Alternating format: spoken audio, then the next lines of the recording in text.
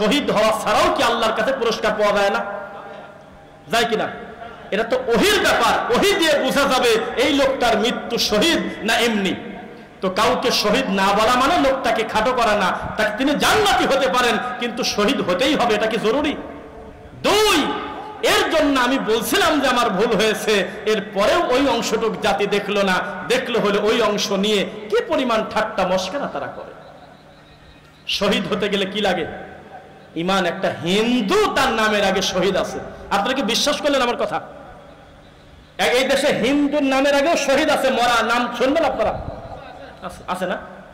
তা কি করবেন বলেন? অথচ এই বৈঠকে কেউ যদি 1000 কোটি টাকা দান করে একটা নেকিও পাবে না, আল্লাহর কসম, সে যদি হিন্দু হয়। 2000 কোটি টাকা দান করে 2টা টাকা নেকি পাবে না যদি সে অমুসলিম হয়, আল্লাহর কসম। কারণ নেকি হতে গেলে লাগে লা ইলাহা ইল্লাল্লাহ। নেকির সম্পর্ক ইমানের সাথে কিসের সাথে? আবু লাহাবের জীবনে কত ভালো গুণ! আবু লাহাব আমার রাসূলকে কত ভালোবাসতেন, শুধু লা ইলাহা ইল্লাল্লাহ ঠিক না থাকার কারণে আবু জেহেলের মতো মরলেই জাহান্নামে যাবে। তাহলে আপনি বক্তব্য বুঝতে হবে, আপনাদের বলতেছি আর কি। একজন আলেম একটা কথা বলল, আপনি সেটা বুঝবেন, শুনবেন যে উনি কি বলে। দুই, কোন ব্যক্তির 12 সেকেন্ড, 18 সেকেন্ড, 40 সেকেন্ড, 1 মিনিটের বক্তব্য নিয়ে যদি কেউ জাজ করে, সে হলো মুনাফিক। সে কি? মুনাফিক। তার পুরো বক্তব্য শুনতে হবে যে উনি আসলে কি বলতে চেয়েছে, কি বলেছে, সেটা কি। আমরা এই কারণেই সালাফি মানহাজের মানুষ 30 বছর জর্দা দিয়ে পান খেয়েছি, এখন প্রমাণ হয়ে গেল মুদমিনুল খামরি কাআবিদি ওয়াসান। কেউ যদি নেশাদার দ্রব্য খায় ও মূর্তি পূজারীর মতো, সঙ্গে সঙ্গে বলবো তাড়াতাড়ি পানি নিয়ে আসো, কুলি করব, মরা পর্যন্ত জর্দা গালে দেব না। এর নাম হলো আহলুল হাদিস। এ কথা বলবো না, অসুবিধা কি? মাথা তো ঠিকই আছে। বউকে যদি মা বলে, মাকে যদি বউ বলে, ব্রেন যদি নিয়ন্ত্রণ না থাকে, এতক্ষণ পর্যন্ত জর্দা খাওয়া নাই, কোনো যুক্তি নাই। নবী বলেছে নেশাদার দ্রব্য হারাম, আমি ছেড়ে দিলাম। 30 বছর টাকনো ঢেকে কাপড় পরেছি, এখন একটা বক্তব্য শুনলাম আমার নবী নাকি বলেছে মা আসফালা মিনাল কাবাইনি মিনাল ইজারি ফাফিন্নার। কেউ যদি টাকনো ঢেকে পোশাক পরে, কাপড় পরে, এ কারণে তাকে জাহান্নামে যেতে হবে। সঙ্গে সঙ্গে নিয়ত করতে হবে আগামী কাল বলে কোনো সময় নাই, এই মুহূর্তে আমি প্যান্টটা কেটে ফেলবো। আমি প্যান্টটা কেনবাই হলো খাটো প্যান্ট, কিনি আলাদা করে কাটার ঝামেলা যাতে না থাকে, আমাকে গোছানোর চিন্তা না থাকে। কোনদিন আমি জীবনে টাকনো ঢেকে কাপড় পরবো না। এর নাম হলো আহলুল হাদিস। ইনসাফ করে চলতে হবে। এই সমাজের মানুষ বিদআত করে, শিরিক করে, এখনো ডানে বামে সালাম ফেরায়, মাথায় হাত দেয় কেন আমরা জানি না। এ কথা বললে আপনাকে শুনতে হবে দেশ সবই হয়ে গেল, মানুষ হলো সব শেষ হয়ে গেল, এই হুজুর পড়ে আছে হলো মাথায় হাত দেওয়া নিয়ে, বলবে, ব্যঙ্গ করবে। অথচ আপনি জানেন না মুহাম্মদ সাল্লাল্লাহু আলাইহি ওয়াসাল্লাম সালাম ফিরায় কি করতেন, আর আপনি কি কাজটা করলেন। এখনো এদেশের শতকরা প্রায় 95% মানুষ মাথা মাসে করার পরে এইভাবে 2টা টান মারে, কাঁধে দেয় না। কোন হাদিসের ভিত্তিতে জবাব চান? গালি ছাড়া কপালে কিছু জুটবে না। এখনই তাকে বলেন টুপি মাথায় দেওয়াই আছে, কোনই পর্যন্ত হাত ধোয়ার পর এইভাবে একটা টান মারি দিলেন, এই টানটা কিসের টান? জবাব নাই। একটা জবাব আছে যে আমাদের হুজুরের চাই বেশি বোঝো, কোনো জবাব নাই। এখন আপনি তাদের জিজ্ঞাসা করেন, ইল্লাল্লাহ জিকির এখনো ছাড়তে পারেন নাই কেন? সংসদে ঢুকে গেছেন, যান, ইল্লাল্লাহকে আপনাকে বাদ দিতে হবে, এটা রাসূলের সুন্নাহ বিরোধী। আল্লাহর নামের জিকির নিয়ে ব্যঙ্গ করা সাহস থাকলে বলেন তো দেখি। সব দল বলবে জি হুজুর, জি হুজুর, আসি হুজুর, নারে তাকবীর। আহলে হাদিস বলবে জি না, জিন্দেগিতে মিলবো না, যদি শিরক না ছাড়ো জীবনে কোনোদিন আমরা মিলতে পারবো না। অন্ধকার আর আলো এক হতে পারে না, বিদআত আর সুন্নাহ এক হতে পারে না, কোনো দিন মিশবে না। একটা বোতলে সরিষার তেল, পেট্রোল, পাম অয়েল, নারকেল তেল, সরিষার তেল সবকিছু মিশালে এটা ময়লা তৈরি হবে। একটু বেদাত, একটু শিরক, একটু কুফর, সবকিছু মিলায়ে যদি আমরা বলি আমরা এক হয়ে গেলাম, এই ঐক্য 3 মিনিটও টিকবে না। ঐক্য হতে হবে আল্লাহর কোরআনের সাথে, ঐক্য হতে হবে আল্লাহর রাসূলের হাদিসের সাথে, বলেন ইনশাআল্লাহ। এই জমিনে ইসলামের পাহারাদার হলো আহলুল হাদিসরা। এরা যদি জেগে না থাকতো, বেদাতি ধর্ম যেটুকু আছে ওটা বিক্রি করে খায় ফেলতো। ইউনিয়ন পরিষদের টিন বিক্রি করে যেভাবে, গম বিক্রি করে সেভাবে, ঠিক তেমনি আহলুল হাদিসরা যদি কড়া বক্তব্য দেওয়া বন্ধ করে দেয়, এদেশের সব বেদাতি এক হয়ে এদেশে মিনিটে মিনিটে খানকা করে আল্লাহর রাসূলের দ্বীনকে ঠাট্টা মস্করা করে শেষ করে দেবে। আপনি কি কামে বোঝেন না? কেন বোঝেন না? কোরআন এসেছে জীবিত মানুষের হেদায়েতের জন্য। মরা মানুষের কাছে তারা কোরআন শোনায়, কান্নাকাটি করে, আমরা দলিল চাইলে আমাদেরকে গালি দিচ্ছে কিনা বলেন? এই তো আমাদের দেশের ধর্মের অবস্থা, ইসলামের অবস্থা। ভুল ধরাতে গেলেই আমাদেরকে গালি ছাড়া কপালে কিছু জোটে না।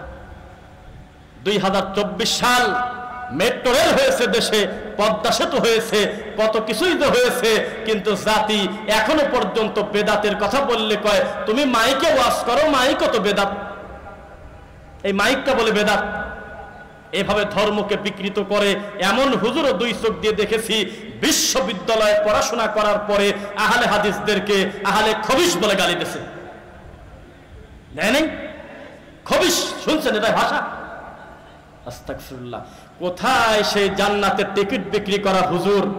কোথায় সেই তাহেরি হুজুর? শেখ আহমদুল্লাহর সাথে আমাদের মূলধারার আহলুল হাদিসদের কিছু বিষয় একটু বেশ কম আছে কিনা বলেন? কিছু বিষয় বিতর্ক থাকলেও আমরা মনে করি তিনি একজন ভদ্রলোক আলেম। এই দেশের একজন সম্মানিত আলেম হলো শেখ আহমদুল্লাহ, যার কাছে জাতির আমানতটা হলো সঠিকভাবে থাকে। এত বড় একজন জ্ঞানী আলেম, এত বড় একজন বিদ্বানকে তাহেরি লিচু গাছে উঠে লিচু খাচ্ছে আর বলতেছে, ও আহমদুল্লাহ তুমি লিচু খাবে? চোখ দিয়ে রক্ত উঠেছিল সেদিন। এই ল্যাংটা ভান্ডারি, এই অমুসলিম বললেও অন্যায় হবে না, যে বলেছে আল্লাহ আগে ছিল এখন আর নাই, নবীকে দায়িত্ব দিয়ে আল্লাহ গায়েব হয়ে গেছে। নবীর ধন খাজা পায়ে খাজা আছে ঠিক মতো, নবী গায়েব হয়ে গেছে। এত বড় কুলাঙ্গার শেখ আহমদুল্লাহর মতো লোককে নিয়ে ব্যঙ্গ করে নাই? কোথায় সেই হুজুর? হিসাব হবে কিনা বলেন? কিভাবে ইসলাম নিয়ে ঠাট্টা করেছে, মস্করা করেছে। শেখ আকরামুজ্জামান বিন আব্দুস সালাম মাদানী একজন আলেম, তিনি মানুষ, তার ভালোও আছে মন্দও আছে কিনা? মানুষ হিসেবে তার একটা ভুল হয়ে গেছে, একটা বক্তব্য শব্দ চয়নে, পরবর্তীতে লাইভ এসে বললেন যে আমার ভুল হয়েছে। এরপরেও তাদের নেতৃত্বে প্রায় 23টা মামলা দিছিল, তার 23টা। এগুলো তো বলবে না বক্তা। বক্তা খালি কানে হাত দিয়ে কাঁদে আর কি যে বলে আল্লাহ জানে খালি। এই আলেমদেরকে বেইজ্জত করেছে কোনো অমুসলিম না, কোনো ব্রাহ্মণ না, আর একটা হুজুর তার খানকা টিকানোর জন্য, তার মাজার টিকানোর জন্য। এখন তাকে আর খুঁজে পাওয়া যাচ্ছে না, কেননা এখন বর্তমানে সে হলো মা হারা এতিম। তাদের হুজুর হলো জান্নাতের টিকিট বিক্রি করে দিয়েছে। আল্লাহর নবীর নেতৃত্বে সাহাবীদের সাথে যুদ্ধ করলো, তাও আমার নবী শহীদ বলতে দিল না, কারণ তার কাছে অন্যের সম্পদ ছিল। এটা হলো ভিতরের ব্যাপার। যুদ্ধটাকে দেখানোর জন্য করছে না আল্লাহর সন্তুষ্টির জন্য করছে? আল্লাহর উপরে ছেড়ে দিতে বললেন যে তুমি আগেই শহীদ বলো না। আরে পাগল, জীবদ্দশায় একটা মহিলাকে বলতেছে আপনি হলো জান্নাতি মহিলা। এরকম হুজুরও দুই চোখ দিয়ে দেখছেন আপনারা? দেখেন নাই মনে হয়, দেখেন নাই? তো কোথায় আপনি আছেন? এগুলো সংশোধন করতে হবে। কিয়ামত পর্যন্ত হুজুরের গোতাগুতি কমবে না, কারণ এক হুজুর মরা মানুষের কাছে ছেলে চায়, আর এক হুজুর নবীর কাছে পর্যন্ত চায় না, ডাইরেক্ট আল্লাহর কাছে চায়। তো মিলবে কিভাবে? আলহামদুলিল্লাহ, আল্লাহর অশেষ অনুগ্রহে 2 দিন ব্যাপী ডুমনি জামে মসজিদ সংলগ্ন ডুমনি বাজার আজকে শেষের দিনের শেষ মুহূর্তে আল্লাহ আমাদেরকে বসায় রেখেছেন। আমার পূর্বে বক্তব্য দিয়েছেন আমাদের সম্মানিত প্রিয় ভাই আকবর বিন আবেদ হাফিজাহুল্লাহ সহ গতকাল আজ থেকে শুরু করে যেভাবে বক্তা হয়ে, শ্রোতা হয়ে, টাকা দিয়ে, বুদ্ধি দিয়ে, শ্রম দিয়ে, মেধা দিয়ে এখন পর্যন্ত এই মাহফিলের সঙ্গে আল্লাহ যাদেরকে যুক্ত রেখেছেন, আলহামদুলিল্লাহ।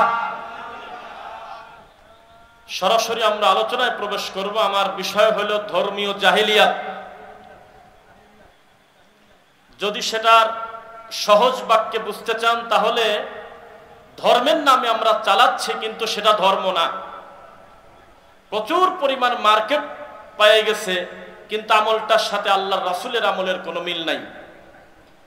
আমলটা এত বেশি চর্চিত হয়ে গেছে যে এই আমলটা বাদ দিতে গেলেও মার খেতে হবে, ও আমলটার অতিরিক্ত করতে গেলেও মায়ের খেতে হবে, সমাজের পরিস্থিতি এত কঠিন।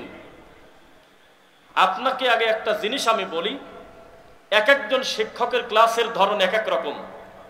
কিছু কিছু শিক্ষক রেগে রেগে ক্লাস না নিলে মনে হচ্ছে উনি ওনার নিজস্বতা হারায় ফেলেছে। কিছু শিক্ষক 25 মিনিট পড়ায় আর 15 মিনিট ঘুমায়, এটা তার একটা নিজস্বতা তৈরি হয়ে গেছে। তা আমি শুরুতে আপনাকে একটা কথা বলে রাখি, আমাদের ভিতরে কিছু বেয়াক্কেল লোক আছে, বেয়াক্কেল শ্রোতা আছে, যারা 1 ঘন্টা তাওহীদের ওয়াজ শোনে, সুন্নাতের পক্ষে শোনে, বিদাতের বিরুদ্ধে বক্তব্য শোনে, একেবারে হালাল হারাম শোনে, প্রায় 100টা আল্লাহর নবীর হাদিস শুনতে পারলে এটা ভালো না খারাপ? শেষ পর্যন্ত উনি বলতেছে ওয়াজ মন মতো হয় নাই। কেন? কারণ ওয়াজ কাকে বলে? ওয়াজ হলো অমুককে ধরো মারো কাটো, ঠিক কিনা বলো, পাবলিক কবি হওয়া, ঠিক? এটার নাম হলো ওয়াজ। আরেকটা ওয়াজ কি? আরেকটা ওয়াজ হলো মিথ্যা গল্প, কিচ্ছা কাহিনী, যেটা বক্তা যদি অর্ধেক শেষ করে চা খেতে দেয় মানুষ বিরক্ত হয়, বাকি অর্ধেক কখন বলবে? এই মিথ্যা দুইটা জিনিস মানুষের কাছে খুব মজা লাগে, টেস্ট লাগে, কিন্তু মানুষের জীবন ঘনিষ্ঠ বিষয় নিয়ে মানুষ কথা বলে না, যার দ্বারা মানুষের ইমানের উন্নতি হবে। ঝিনাইদহ মাহফিলে গিয়েছি, মাহফিলের পোস্টারে বিশাল করে লেখা, আপনার এলাকাতেও লেখা থাকে যে গোরস্থানের উন্নতি কল্পে ইসলামী মহাসম্মেলন, আছে কিনা লেখা? থাকে না? কবরস্থান গোরস্থানের উন্নতি কল্পে 3 গ্রামের ইসলামী মহাসম্মেলন, এভাবে উল্লেখ আছে। আমি আবার পোস্টারটা দেখে বললাম যে ভাইজান, পোস্টার দেখে আমি খুব একটা খুশি হতে পারলাম না। মরা মানুষের কি উন্নতি করবেন আপনি? তাজা মানুষ বিপদে আছে, গোরস্থানের উন্নতি করবে, কোন ধরনের কথা? গোরস্থানের উন্নতি মানে রাস্তা করা, গোরস্থানের উন্নতি মানে গরু, ভেড়া, কুত্তা, শিয়াল এগুলো গিয়ে যাতে মানুষের কবরগুলো খুঁড়ে না ফেলে, পরিবেশ নষ্ট না করে, এটা হলো ইমারতগত সৌন্দর্য। কিন্তু জীবন্ত মানুষের ইমানের উন্নতি করা মরা মানুষের থেকে বেশি জরুরি। ও তো চলেই গেছে, ওর উন্নতি কিভাবে করবেন আপনি? ওর উন্নতি করবেন দোয়ার মাধ্যমে, ওর উন্নতি করবেন হলো সাদাকার মাধ্যমে। কিন্তু এত বড় মাহফিলটা মরা মানুষের কি উন্নতি করবেন? এখানে লেখা উচিত ছিল তাজা মানুষের ইমান এবং আমলের উন্নতি কল্পে ইসলামী জালসা। তো যাই হোক, এগুলো শব্দ চয়নের ব্যাপার, যে লিখেছে সে কাফের না। আবার আমরা যে তাদেরকে বুঝিয়েছি, আমরাও তাদের খারাপ কিছু বলি নাই। তো ইনশাল্লাহ আমি চেষ্টা করব 1 ঘন্টা বক্তব্য দেওয়ার, পুরো 1 ঘন্টা আমরা প্রমাণ করার চেষ্টা করব মুহাম্মদ সাল্লাল্লাহু আলাইহি ওয়াসাল্লামের সুন্নাহর কত মর্যাদা। ইনশাআল্লাহ কষ্ট করে ছাত্ররা পরিশ্রম করলো, আর মজা নেবেন আপনি। একদল পরাজিত হয়ে যাবে, আর এক দল এসে ঘুষ খাবে, সুদ খাবে, এটা হতে দেওয়া যাবে? আমরা শিকড়ে আঘাত করতে চাই। আপনার বিশ্ববিদ্যালয় যেই গতিতে চলছে, এই গতিতে চললে বন্ধ করতে হবে। আপনার বিশ্ববিদ্যালয়ে ছাত্র সংখ্যা হলো 10,500, শিক্ষকের সংখ্যা প্রায় 500 উপরে। এত শিক্ষক, এত ছাত্র, 10 তলা বিল্ডিং, প্রায় আপনার 50 বিঘা জায়গার উপরে বিশ্ববিদ্যালয়। আপনার সন্তানকে নাচের জন্য 2 ঘন্টা প্রতিদিন ক্লাস হয়, গান শেখানোর জন্য 1 ঘন্টা ক্লাস হয়। আপনার বাচ্চা কবিতা আবৃত্তি করবে কিভাবে, তার একটা সেকশন ভিন্ন করা আছে, পরাণের বিদ্যা আছে, ডায়াল গবেষণা করতেছে, মাটি গবেষণা করতেছে, কিন্তু 1 ঘন্টা কোরআন শেখানোর মতো টাইম তাদের হাতে নাই। বন্ধ করতে হবে ওই বিশ্ববিদ্যালয়, বন্ধ করতে হবে ওই স্কুল কলেজ, যেই স্কুল কলেজে মুসলমানের বাচ্চা আল্লাহর পরিচয় পায় না, ওটা কোনো শিক্ষা প্রতিষ্ঠানই না, এটা হলো জাহেলিয়াত। এইটার ব্যাপারে বক্তব্য দিতে হবে এখন। এটার নাম হলো শিকড়ে আঘাত করা। বন্যা আসবে, তারপরে দৌড়িয়ে পড়বো না, এটাকে ঠেকানোর জন্য আমরা মানুষ হিসেবে চেষ্টা করব। আল্লাহু আলাম। জেনা যখন হয়ে গেছে তখন সবাই বলে মার, এই মার, যে যেমন পারিস মার। একটা চুরি করে ফেলেছে, তখন রাস্তায় চলন্ত লোকও একটা জুতা পিটা করে গণধোলাই করে মেরে দিল। এটার নাম সমাধান নয়।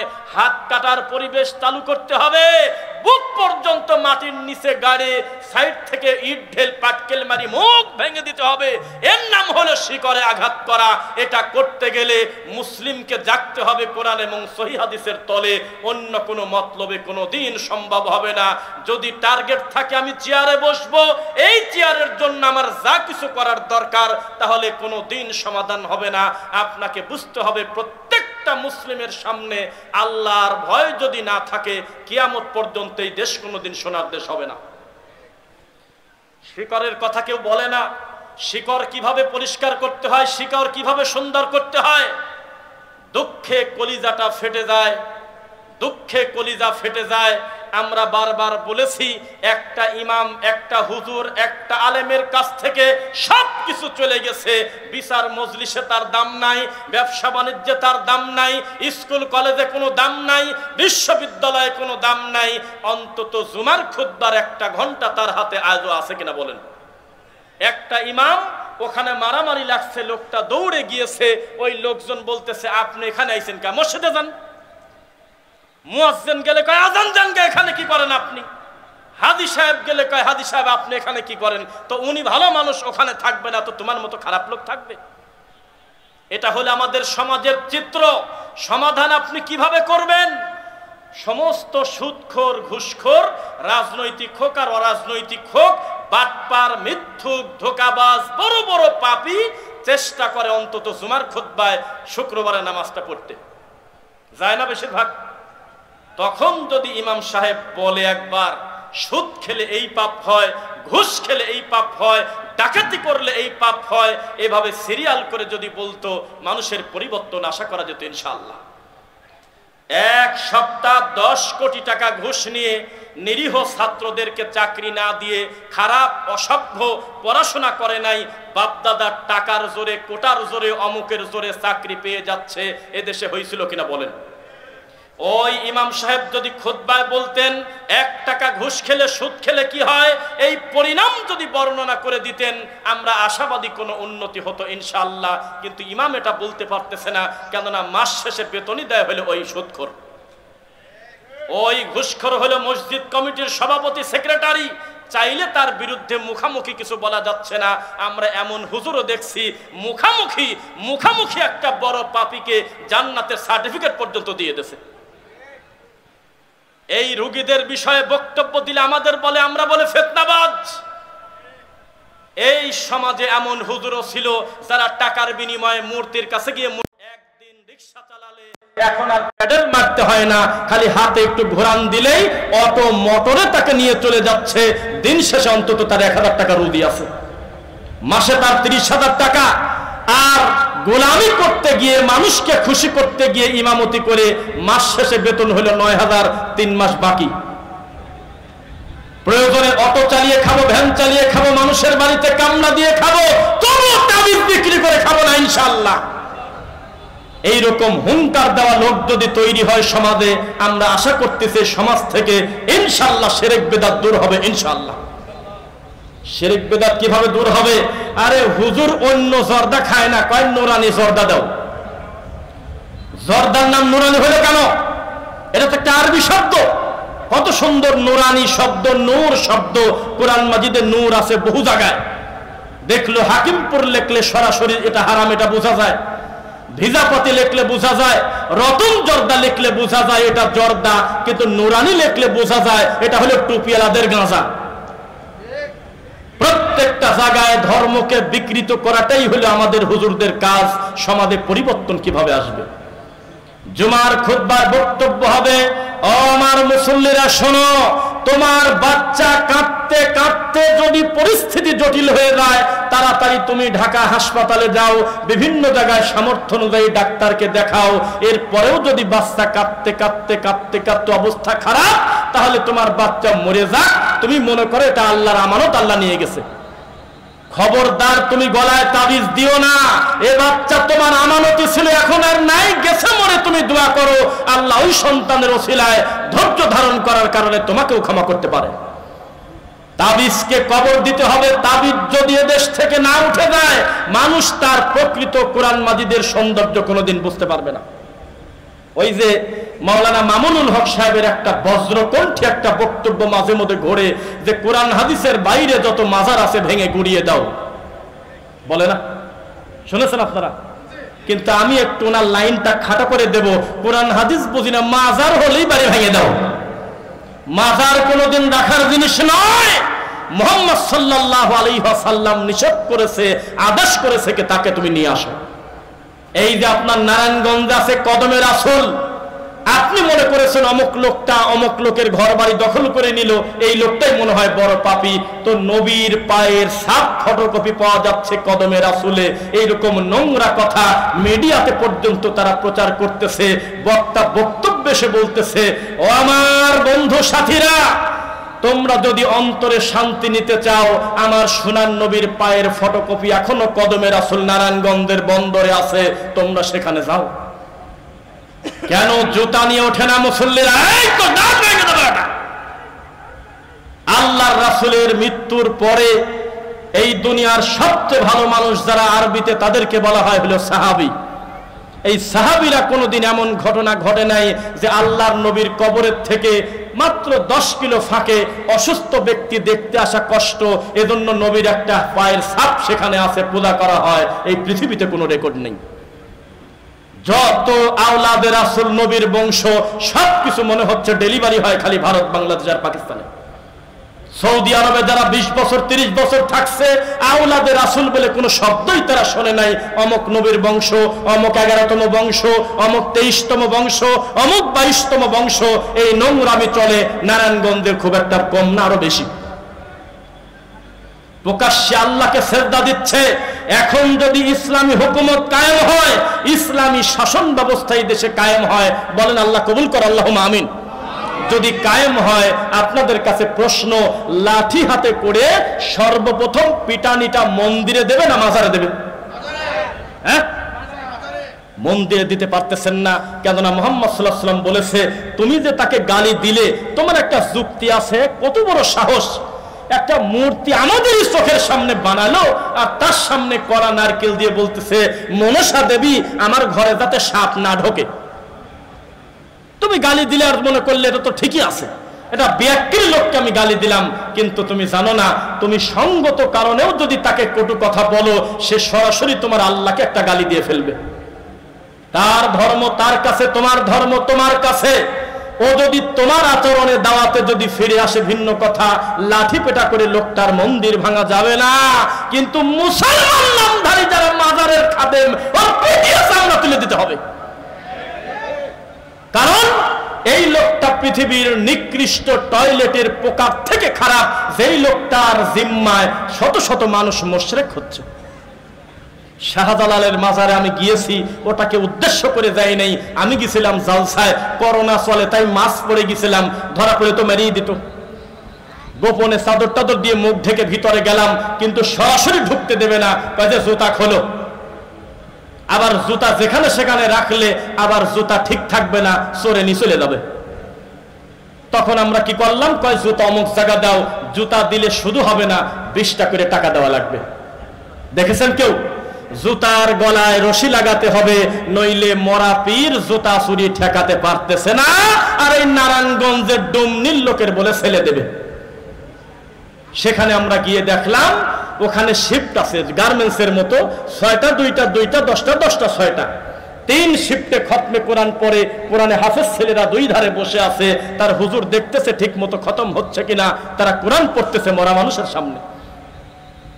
তারপরে মানুষ কাগজে লিখে নিয়ে গেছে 3 নাম 2 নাম 5 নাম কি কি চায়, এটা খাদেমের কাছে দিচ্ছে। খাদেম লেখা পড়ে পড়ে ওই শাহজালালের মাজারের কাছে কি জানি বলে। আপনি জানেন না, আপনার দৃষ্টিতে ওই দাড়ি ছিল, দাড়ি চেঁচে ফেলছে, এদেশের অর্থনীতির এমন একটা কাজ করে দিয়েছে, তাগাদা সহজে আমরা এই পেট থেকে পরিত্রাণ পাবো না। এই এত বড় পাপীর থেকে কম পাপী না কিন্তু যেই লোকটা মাজারে গিয়ে হাজার হাজার মানুষকে মুশরিক বানাচ্ছে। কিন্তু আমাদের ফোকাস ওই দিকে না, আমাদের চিন্তা ওই দিকে না। ধর্মের নামে যারা ঈমান হারা করে তাদের ব্যাপারে আমাদের চিন্তা নাই। আমি আপনাকে বলি, এই পাশে একটা লোকের গরুর গোয়াল, গোয়াল চেনেন? গোয়াল চেনেন? যেখানে কি থাকে, ভেড়া থাকতে পারে, ভেড়াও থাকতে পারে, ছাগল থাকতে পারে, গরু থাকতে পারে। এই লোকটার 100টা গরু চড়ে নিয়ে চলে গেছে। ছোট পাপ না বড় পাপ? কথা কয় না। একটা লোকের 100টা গরু চড়ে নিয়ে চলে গেছে, ছোট পাপ না বড় পাপ? হ্যাঁ, বড় পাপ। আর একটা লোক জুমার খুতবায় বলেছে, ও আমার সোনারা, ও আমার বাবারা, আমার কলিজার টুকরা নবী মুহাম্মদুর রাসূলুল্লাহ সাল্লাল্লাহু আলাইহি ওয়াসাল্লামের নামটা যখন শোনো, আন্তরিকতার সাথে আঙুলের মাথায় চুমা দিয়ে চোখটা মুছে নিও, তাহলে নবীর বরকতে তোমার চোখের জ্যোতি ভালো হয়ে যাবে। আপনার দৃষ্টিতেই হুজুর কতই না ভালো, তিনি আমার নবীকে কত ভালোবাসে, তার নাম শুনে আঙুলের মাথায় চুমা দিতে বলতেছে। আর আমি রফিক বিন সাইদ বুঝছি, আল্লাহর নামের কসম করে বলতেছি, এই 100টা গরু চোরের থেকে ওই লোকটা বেশি খারাপ। কারণ এই লোকটার 100টা গরু চোরে নিয়ে গেছে, ওর তাকদিরে যদি রুদিতে লেখা থাকে মরার আগে 1100 গরু হতে পারে আরো। আর যদি না থাকে ভিক্ষা করে খাবে, ইমানের কোনো ক্ষতি করে নাই, গোয়ালের ক্ষতি করছে, দুনিয়ার সামান্য ক্ষতি করছে। আর এই হুজুরের বক্তব্য শুনে কেউ যদি নবীর নাম শুনে চুমা খেয়ে চোখ মুছে, আর এটাকে যদি নবীর হাদিস মনে করে, মরলে সে জাহান্নামে যাবে। বোঝা যাচ্ছে না?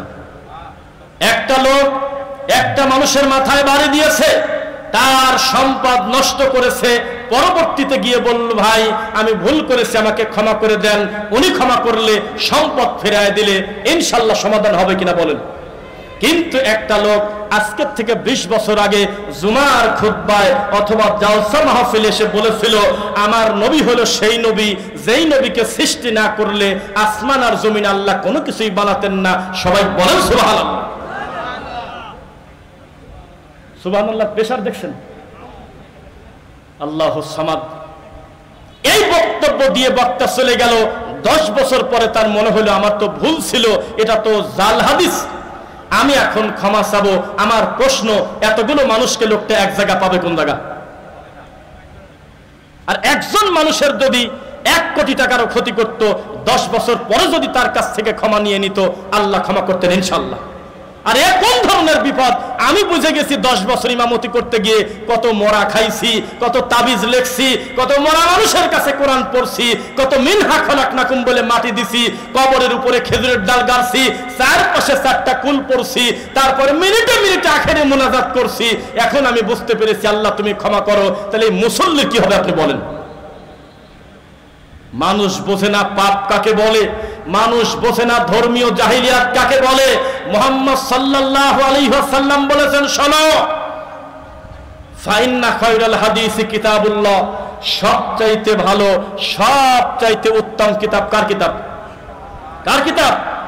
ও খায়রুল হুদা, হুদা মুহাম্মদ সাল্লাল্লাহু আলাইহি ওয়াসাল্লাম, সবচাইতে উত্তম পথ প্রদর্শক, হেদায়েতের রাস্তা, সবচেয়ে সুন্দর হলো মুহাম্মদ সাল্লাল্লাহু আলাইহি ওয়াসাল্লামের আদর্শ। কথা কি বোঝা যাচ্ছে? তারপরে কুল্লা মুহদাসাতিন বিদআ ওয়া কুল্লা বিদআতিন দালালা ওয়া কুল্লা দালালাতিন ফিন্নার। আমার পূর্বে আমার ভাই আকবর বিন আবেদ বক্তব্য দিয়েছেন, জেনাকারিনী মহিলা এসে বলতেছে আমাকে পবিত্র করে দেন, বলে নাই? তার মানে এত বড় পাপ করার পরেও তার শাস্তির একটা ধরন আছে, আগেই জাহান্নামের আলোচনা নাই। চুরি করলেই জাহান্নামে যাবে এটা নিশ্চিত বলা যাচ্ছে না, হাত কাটার একটা বিধান আজও রয়ে গেছে। কি বলেন? প্রত্যেকটা অপরাধের শাস্তির হওয়ার পরের আলোচনা জান্নাত অথবা জাহান্নামের। বিদাত এমন একটা পাপ, এই আলোচনা শুরুই হয়েছে জাহান্নামের কথা দিয়ে। এই বিদাতীদের বিষয়ে বক্তব্য দিলে আমাদেরকে বলে, এ হুজুররা খালি ছোটখাটো বিষয় নিয়ে পড়ে আছে। বোঝা যাচ্ছে? ছোটখাটো বিষয় নিয়ে পড়ে আছে। তারা নবীর সুন্নাহকে নিয়ে ব্যঙ্গ করে। 1 ঘন্টা 26 মিনিট বক্তব্য দিলাম বিবাড়িয়া নবীনগর, ব্রাহ্মণবাড়িয়া নবীনগর। বক্তব্য দেওয়ার পরে বিশ্ববিদ্যালয়ের একজন প্রফেসর বলতেছে, সবই ভালো লাগলো, কিন্তু টাকনুর নিচে কাপড় পরবো না উপরে কাপড় পরবো, এখন আপনারা এগুলো নিয়ে পড়ে আছেন। দেশ চলে যাচ্ছে কোথায়? মানুষ চাঁদে চলে যাচ্ছে, আর আমরা পড়ে আছি টাকনুর নিচে কাপড় পরবো না উপরে কাপড় পরবো। আমাকে এই কথা বলতেছে। তখন আমি তাকে বললাম, ভাই মানুষ চাঁদে চলে যাচ্ছে, যে যাচ্ছে সেও আল্লাহর সৃষ্টি, যার কাছে যাচ্ছে সেও আল্লাহর সৃষ্টি। এক মাখলুক আর এক মাখলুকের কাছে যাবে কি যাবে না এটা ইবাদতের কিছু না, কিন্তু টাকনু ঢেকে যদি কেউ কাপড় পরে তার দিকে আল্লাহ তাকাবে না, সে জাহান্নামে যাবে। আপনি এখন তওবা পড়েন, আল্লাহ আমাকে ক্ষমা করো, আমি টাকনুর নিচে কাপড় পরাকে আমি ছোটখাটো পাপ মনে করছি। তখন বলল, আচ্ছা আমার ভুল হয়েছে। কোনটাকে ছোটখাটো বলবেন? সালাতকে হত্যা করা হয়েছে। প্রত্যেকটা ইবাদতের বিধান বিদআত যুক্ত করে সেই ইবাদতটাকে নষ্ট করে দিয়ে ইবাদতের স্বাদ নষ্ট করে দিয়েছে। এখনো পার্থক্য বোঝো না? ভণ্ড হুজুর এখনো পার্থক্য বোঝো না?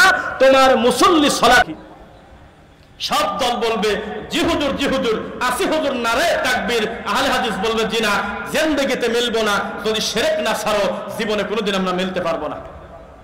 অন্ধকার আর আলো এক হতে পারে না, বেদাত আর সুন্নাহ এক হতে পারে না, কোনো দিন মিশবে না। একটা বোতলে সরিষার তেল, পেট্রোল, পাম অয়েল, নারকেল তেল, সরিষার তেল সবকিছু মিশালে এটা ময়লা তৈরি হবে। একটু বেদাত, একটু শিরক, একটু কুফর সবকিছু মিলায়ে যদি আমরা বলি আমরা এক হয়ে গেলাম, এই ঐক্য 3 মিনিটও টিকবে না। ঐক্য হতে হবে আল্লাহর কোরআনের সাথে, ঐক্য হতে হবে আল্লাহর রাসূলের হাদিসের সাথে, বলেন ইনশাআল্লাহ। এই জমিনে ইসলামের পাহারাদার হলো আহলুল হাদিসরা। এরা যদি জেগে না থাকতো, বেদাতি ধর্ম যেটুক আছে ওটা বিক্রি করে খায় ফেলতো।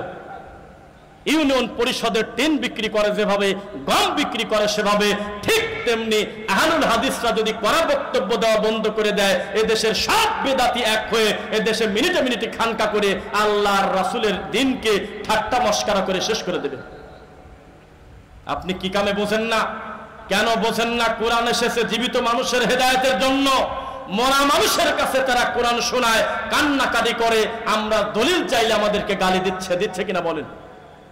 এই তো আমাদের দেশের ধর্মের অবস্থা, ইসলামের অবস্থা। ভুল ধরাতে গেলেই আমাদেরকে গালি ছাড়া কপালে কিছু জোটে না। 2024 সাল, মেট্রো রেল হয়েছে দেশে, পদ্মা সেতু হয়েছে, কত কিছুই তো হয়েছে, কিন্তু জাতি এখনো পর্যন্ত বেদাতের কথা বললে কয় তুমি মাইকে ওয়াজ করো, মাইকও তো বেদাত, এই মাইকটা বলে বেদাত। এভাবে ধর্মকে বিকৃত করে এমন হুজুরও 2 চোখ দিয়ে দেখেছি বিশ্ববিদ্যালয়ে পড়াশোনা করার পরে আহলে হাদিসদেরকে আহলে খবিশ বলে গালি দিয়েছে। জানেন খবিশ? শুনছেন এটা ভাষা? আস্তাগফিরুল্লাহ। কোথায় সেই জান্নাতের টিকিট বিক্রি করা হুজুর? কোথায় সেই তাহেরি হুজুর? শেখ আহমদুল্লাহর সাথে আমাদের মূলধারার আহলুল হাদিসদের কিছু বিষয় একটু বেশ কম আছে কিনা বলেন? কিছু বিষয় বিতর্ক থাকলেও আমরা মনে করি তিনি একজন ভদ্রলোক আলেম। এই দেশের একজন সম্মানিত আলেম হলো শেখ আহমদুল্লাহ, যার কাছে জাতির আমানতটা হলো সঠিকভাবে থাকে। এত বড় একজন জ্ঞানী আলেম, এত বড় একজন বিদ্বানকে তাহেরি লিচু গাছে উঠে লিচু খাচ্ছে আর বলতেছে ও আহমদুল্লাহ তুমি লিচু খাবে? চোখ দিয়ে রক্ত উঠেছিল সেদিন। এই ল্যাংটা ভান্ডারি, এই অমুসলিম বললেও অন্যায় হবে না, যে বলেছে আল্লাহ আগে ছিল এখন আর নাই, নবীকে দায়িত্ব দিয়ে আল্লাহ গায়েব হয়ে গেছে। নবীর ধন খাজা পায়ে খাজা আছে ঠিক মতো, নবী গায়েব হয়ে গেছে। এত বড় কুলাঙ্গার শেখ আহমদুল্লাহর মতো লোককে নিয়ে ব্যঙ্গ করে নাই? কোথায় সেই হুজুর? হিসাব হবে কিনা বলেন? কিভাবে ইসলাম নিয়ে ঠাট্টা করেছে, মস্করা করেছে। শেখ আকরামুজ্জামান বিন আব্দুস সালাম মাদানী একজন আলেম, তিনি মানুষ, তার ভালোও আছে মন্দও আছে কিনা? মানুষ হিসেবে তার একটা ভুল হয়ে গেছে, একটা বক্তব্য শব্দ চয়নে, পরবর্তীতে লাইভ এসে বললেন যে আমার ভুল হয়েছে। এরপরেও তাদের নেতৃত্বে প্রায় 23টা মামলা দিছিল, তার 23টা। এগুলো তো বলবে না বক্তা। বক্তা খালি কানে হাত দিয়ে কাঁদে আর কি যে বলে আল্লাহই জানে খালি। এই আলেমদেরকে বেইজ্জত করেছে কোনো অমুসলিম না, কোনো ব্রাহ্মণ না, আর একটা হুজুর তার খানকা টিকানোর জন্য, তার মাজার টিকানোর জন্য। এখন তাকে আর খুঁজে পাওয়া যাচ্ছে না, কেননা এখন বর্তমানে সে হলো মা হারা এতিম। তাদের হুজুর হলো জান্নাতের টিকিট বিক্রি করে দিয়েছে। আল্লাহর নবীর নেতৃত্বে সাহাবীদের সাথে যুদ্ধ করলো, তাও আমার নবী শহীদ বলতে দিল না, কারণ তার কাছে অন্যের সম্পদ ছিল। এটা হলো ভিতরের ব্যাপার। যুদ্ধটা কি দেখানোর জন্য করছে না আল্লাহর সন্তুষ্টির জন্য করছে? আল্লাহর উপরে ছেড়ে দিতে বললেন যে তুমি আগেই শহীদ বলো না। আর এই পাগল জীবদ্দশে একটা মহিলাকে বলতেছে আপনি হলো জান্নাতি মহিলা। এরকম হুজুরও 2 চোখ দিয়ে দেখছেন আপনারা? দেখেন নাই মনে হয়? দেখেন নাই? তো কোথায় আপনি আছেন? এগুলো সংশোধন করতে হবে। কিয়ামত পর্যন্ত হুজুরের গোতাগুতি কমবে না, কারণ এক হুজুর মরা মানুষের কাছে ছেলে চায়, আর এক হুজুর নবীর কাছে পর্যন্ত চায় না, ডাইরেক্ট আল্লাহর কাছে চায়। তো মিলবে কিভাবে? কিভাবে মিলবে বলে দেন আপনি আমাকে। মুহাম্মদ সাল্লাল্লাহু আলাইহি ওয়াসাল্লামের সবচেয়ে দামি সাহাবীর নাম আবু বকর রাদিয়াল্লাহু আনহু, উম্মতে মুহাম্মাদের শ্রেষ্ঠ সন্তান, তার 4 জনের একজন। এই মানুষটার উটের লাগাম খুলে পড়ে যাচ্ছিল, তিনি ওই থোড়া উরুরানের উপরে গোতা মারে, তখন ওই উটটা বসে পড়ে, তখন এই রশি লাগায় নাকে পরায় দেয়। 2 বার 3 বার ঘটনা ঘটার পরে লোকজন বললেন সুবহানাল্লাহ। কি বললেন বলেন তো? আমাদের দেশের লোক হলে বলতে এ নাকি সুবহানাল্লাহ নাকি, এটা ব্যঙ্গ করো, এটা সাহাবীরই পড়ে গেল, আমাদের দেশে এটা বলে। যেমন হাত থেকে বোতল পড়ে গেল, কি বলবেন বলেন? হ্যাঁ,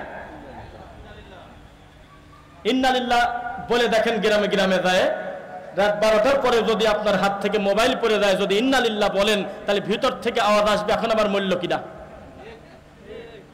এমনি মন চাচ্ছে আমি এলাকা দিয়ে একা একা যাচ্ছি, আমি কোরআন মাজিদের একটা আয়াত পড়বো, পড়তে পড়তে যাবো। আমার নবী একটা আয়াত দিয়ে সারা রাত নামাজ পড়ছে, হাদিস। আমারও মন চাচ্ছে পড়বো, মিনহা খালাকনাকুম ওয়া ফিহা নুঈদুকুম ওয়া মিনহা নুখরিজুকুম তারাতান উখরা। কোরআনের আয়াত না? দেখবেন যে ভিতর থেকে আওয়াজ আসবে, মেয়ে ছেলে ফেলে বলবে, কেন আমার বাড়ির কাছে কার মরা মাটি দেয়? এটা পড়লেই মনে হচ্ছে এটা মনে হয় মরা মাটি দেওয়ার দোয়া। আসলে কি তাই? পরিস্থিতি কত কঠিন। একটা জিনিস আপনাকে আমি উদাহরণ দিয়ে আপনি বুঝবেন। গত বেশ কয়েকদিন আগে, এখনো মাস হয় নাই কাছাকাছি, আমার নানি শাশুড়ি মরে গেছে। তিনি মারা যাওয়ার আগে ওসিয়ত করছে আমার জানাটা যেন রফিক বিন সাইদ দেয়। এটা তার চাওয়া আর কি। উনি বললেই যে আমি যেতে বাধ্য সেটা না, তবে আমার কাজ ছিল না, আমি গেছি। জুমার খুতবা পূর্বাচলে ছিল, ক্যান্সেল করে চলে গেছি। যাওয়ার পর দেখি জানাজার এখনো 40 মিনিট বাকি আছে। কথা কি কষ্ট হচ্ছে আপনাদের? এইটা যদি বোঝাতে পারি, আল্লাহর কসম আপনি বেদাতি হুজুরের কাণ্ড বুঝে ফেলবেন ইনশাল্লাহ। তেমন আমি 40 মিনিট বাকি আছে, তাকান। একটা হুজুর মাইক নিয়ে উনি বলতেছে আসসালামু আলাইকুম ওয়া রাহমাতুল্লাহ বলে উনি ওয়াজ করতেছে। বলতেছে যে হু হু হু করে কাঁদে, আর বলতেছে যে এই যে মা চলে গেল আজকে, জীবিত থাকলে মার দিকে যদি কেউ নেক নজরে তাকায়, তার একটা কবুল হজের নেকি হয়। তখন সাহাবী বললেন, আল্লাহর নবী, আমি যদি 1 লাখ বার তাকাই তাহলে কি হবে? তখন আল্লাহর নবী বললেন, 1 লক্ষ হজেরই নেকি দেবে আল্লাহ। তখন আমি দেখলাম যে আর বসে থাকা যায় না, একটু ঠেকায় দেই। তখন আমি পেটে হাত দিয়ে বললাম, আসসালামু আলাইকুম হুজুর, আপনার সাথে আমার পরিচয় নেই, আমি এটা শর্ট করেন, আমি কথা বলি। তো তখন আরো একটা জাল হাদিস বলে আমার কাছে দিয়ে দিচ্ছে মাইক। ও মনে করছে আমি বলবো, সে কারণে মনে হয়। তখন আমি বললাম যে দেখেন, ভুল হলে ভুল সংশোধন করা অন্যায় না ভালো? বললো ভালো। আমার জীবদ্দশায় যদি কোনো মানুষ আমার কোনো ভুল সংশোধন করায়, তো কবরের বড় পিটানি থেকে আমি বেঁচে গেলাম না? মরার আগে সংশোধন হলাম। তা আমি আমার আলেম ভাইকে সংশোধন করতে চাই, আপনারা মন খারাপ করবেন না। যদি এটা হলো শকুন খাবে, হারাম খাদ্য, এর জন্য 2টা কাজ এখন আছে। 1 হলো জিহ্বা দিয়ে মুখ দিয়ে দোয়া, 2 হলো টাকা পয়সা খরচ করে তার জন্য সাদাকা করা, দান করা। কিন্তু মরা খাওয়া লাগবে এরকম নোংরা নীতি শরীয়তে নাই। বরযাত্রীর খানা আর হলো মৌতি খানা, এটা হলো বেলজ্জাতি বাঙালির খানা, লোভী। তখন আমি বক্তব্য শেষ করে চলে গেলাম। আমার একজন সম্পর্কে শালা হয়, তাকে বললাম যে আমি যখন এই কড়া কথাগুলি বললাম, তখন আশপাশে 5 জন কামেল পাশ হুজুরের মুখের অবস্থা কেমন ছিল। তো বলতেছে আশেপাশে মাঝে মধ্যে তাকাইলো, মনে হয় বিষের বোতল খুঁজলো। যদি বিষের বোতল পেতো বিষ খাতো, এটা তার দাবি। মানে আমার এই কথাগুলো সহ্য করতে পারতেছে না, কিন্তু ঠেকাবে কিভাবে? দলিল নাই। দলিল হলো বড় হুজুর, বুজুর গানে দিন, ঠাকুর বাবা, পীর বাবা, খেতা বাবা। ঠেকাতে না পেরে ওরা নাকি কিসবিস কিসবিস করতেছে, হালকা হালকা করে এদিক সেদিক তাকায়, কিন্তু মাথা তোলার সাহস পায় না। এই হলো আপনার বেদাতি হুজুরের তরিকা। আর আমাদের 14 বছরের একটা ছেলে যদি লাঠি হাতে করে জুমার খুতবা দেয়, একটা মুসল্লিও ঘুমায় না। ও বাংলাতে খুতবা দিচ্ছে, তবে মুসল্লি তার দিক তাকায় আছে, কিছু শেখার আছে। আর আপনার বিশাল বড় মুফতি খুতবা দিচ্ছে, ওই কোন জায়গা দিয়ে বাঘ উড়ে গেল, পাখি উড়ে গেল, সাপ চলে গেল, কার সাথে কি লাগায় মিথ্যা গল্প, এগুলোর নাম হলো তোমাদের হুজুর।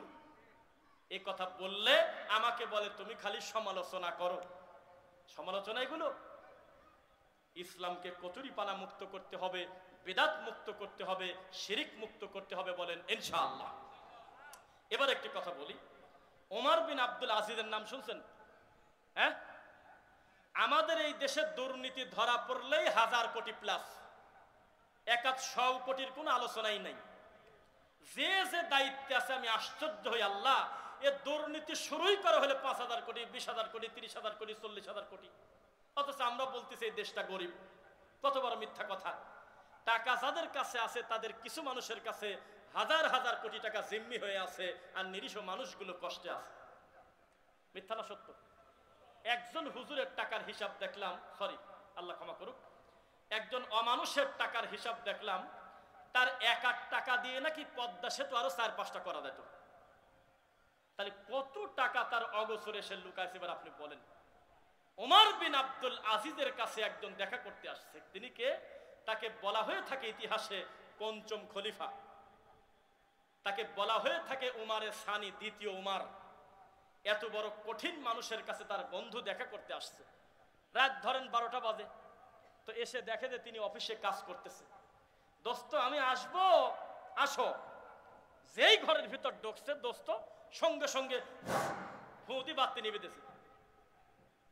তখন এই দোস্ত বলতে, তুমি আমার সাথে আর কি করো? তুমি প্রধানমন্ত্রীর জন্য গর্ব করো? আমি তোমার ছোটবেলার দোস্ত, আসলাম 2টা মনের কথা বলার জন্য, আর আমি যেই ঘরে ঢুকলাম তুমি বাতি নিবি দিলা কি কামে? তো কয় দেখ তেলকে তোমার বাপের টাকা তেল ফোরা গল্প করবো আমি? এটা আমার সরকারি রাষ্ট্রীয় কোষাগারের সম্পদ, রাষ্ট্রের আমানত দিয়ে আমি বাতি জ্বালায় এই মুহূর্তে আমি রাষ্ট্রের কাজ করতেছিলাম, লিখিত কাজ করতেছিলাম। এখন তুমি যদি আমার সাথে কথা বলো, আমি কোন দিকে গুরুত্ব দেব? তোমার কথার দিকে গুরুত্ব দিলে এই বাতিটা বিনা কারণে চলে, তার রাষ্ট্রের টাকা। আর যদি কাজ বন্ধ করে তোমার সাথে আমি শুধু কথা বলি, আর তোমার সাথে কথা বন্ধ করে যদি শুধু রাষ্ট্রের কাজ করি, তোমার প্রতি বেইনসাফ করা হবে, কারণ তুমি হলে আমার বন্ধু। সুতরাং তুমি এমনি কথা বলো। কয় অন্ধকারে কথা বলতে কেমন লাগে? কয় না হয় ভাই বলো, আমি শুনি, তুমি বলো, আলো আমি জ্বালাতে দেব না। আমরা হলে তাদের অনুসারী, যে যে জায়গায় বসে আছে প্রত্যেকটা জায়গায় আমানতের খেয়ানত করতেছে কিনা বলেন? যে যেভাবে পাচ্ছে দেশটাকে লুটেপুটে খাচ্ছে, কোনো জবাবদিহিতা নাই। মসজিদ কমিটি যদি মনে করত আমাকে আল্লাহ কন্ডিশন দিয়েছে, শর্ত ছাড়া আল্লাহর ঘরের দায়িত্ব নেওয়া যাবে না, শিক্ষা হতো। যে যেভাবে পাচ্ছে দিনটাকে মজা ঠাট্টা করতেছে। সত্য না মিথ্যা বলেন? নৈতিক শিক্ষা ছাড়া, ইসলামী শিক্ষা ছাড়া জাতির পরিবর্তন হবে না। আরে কয়টা মহিলা ব্যানার নিয়ে রাস্তায় নামছে, কষ্ট আমরা অধিকার চাই। কি চাই? অধিকার চাই, আমরা সমান অধিকার চাই।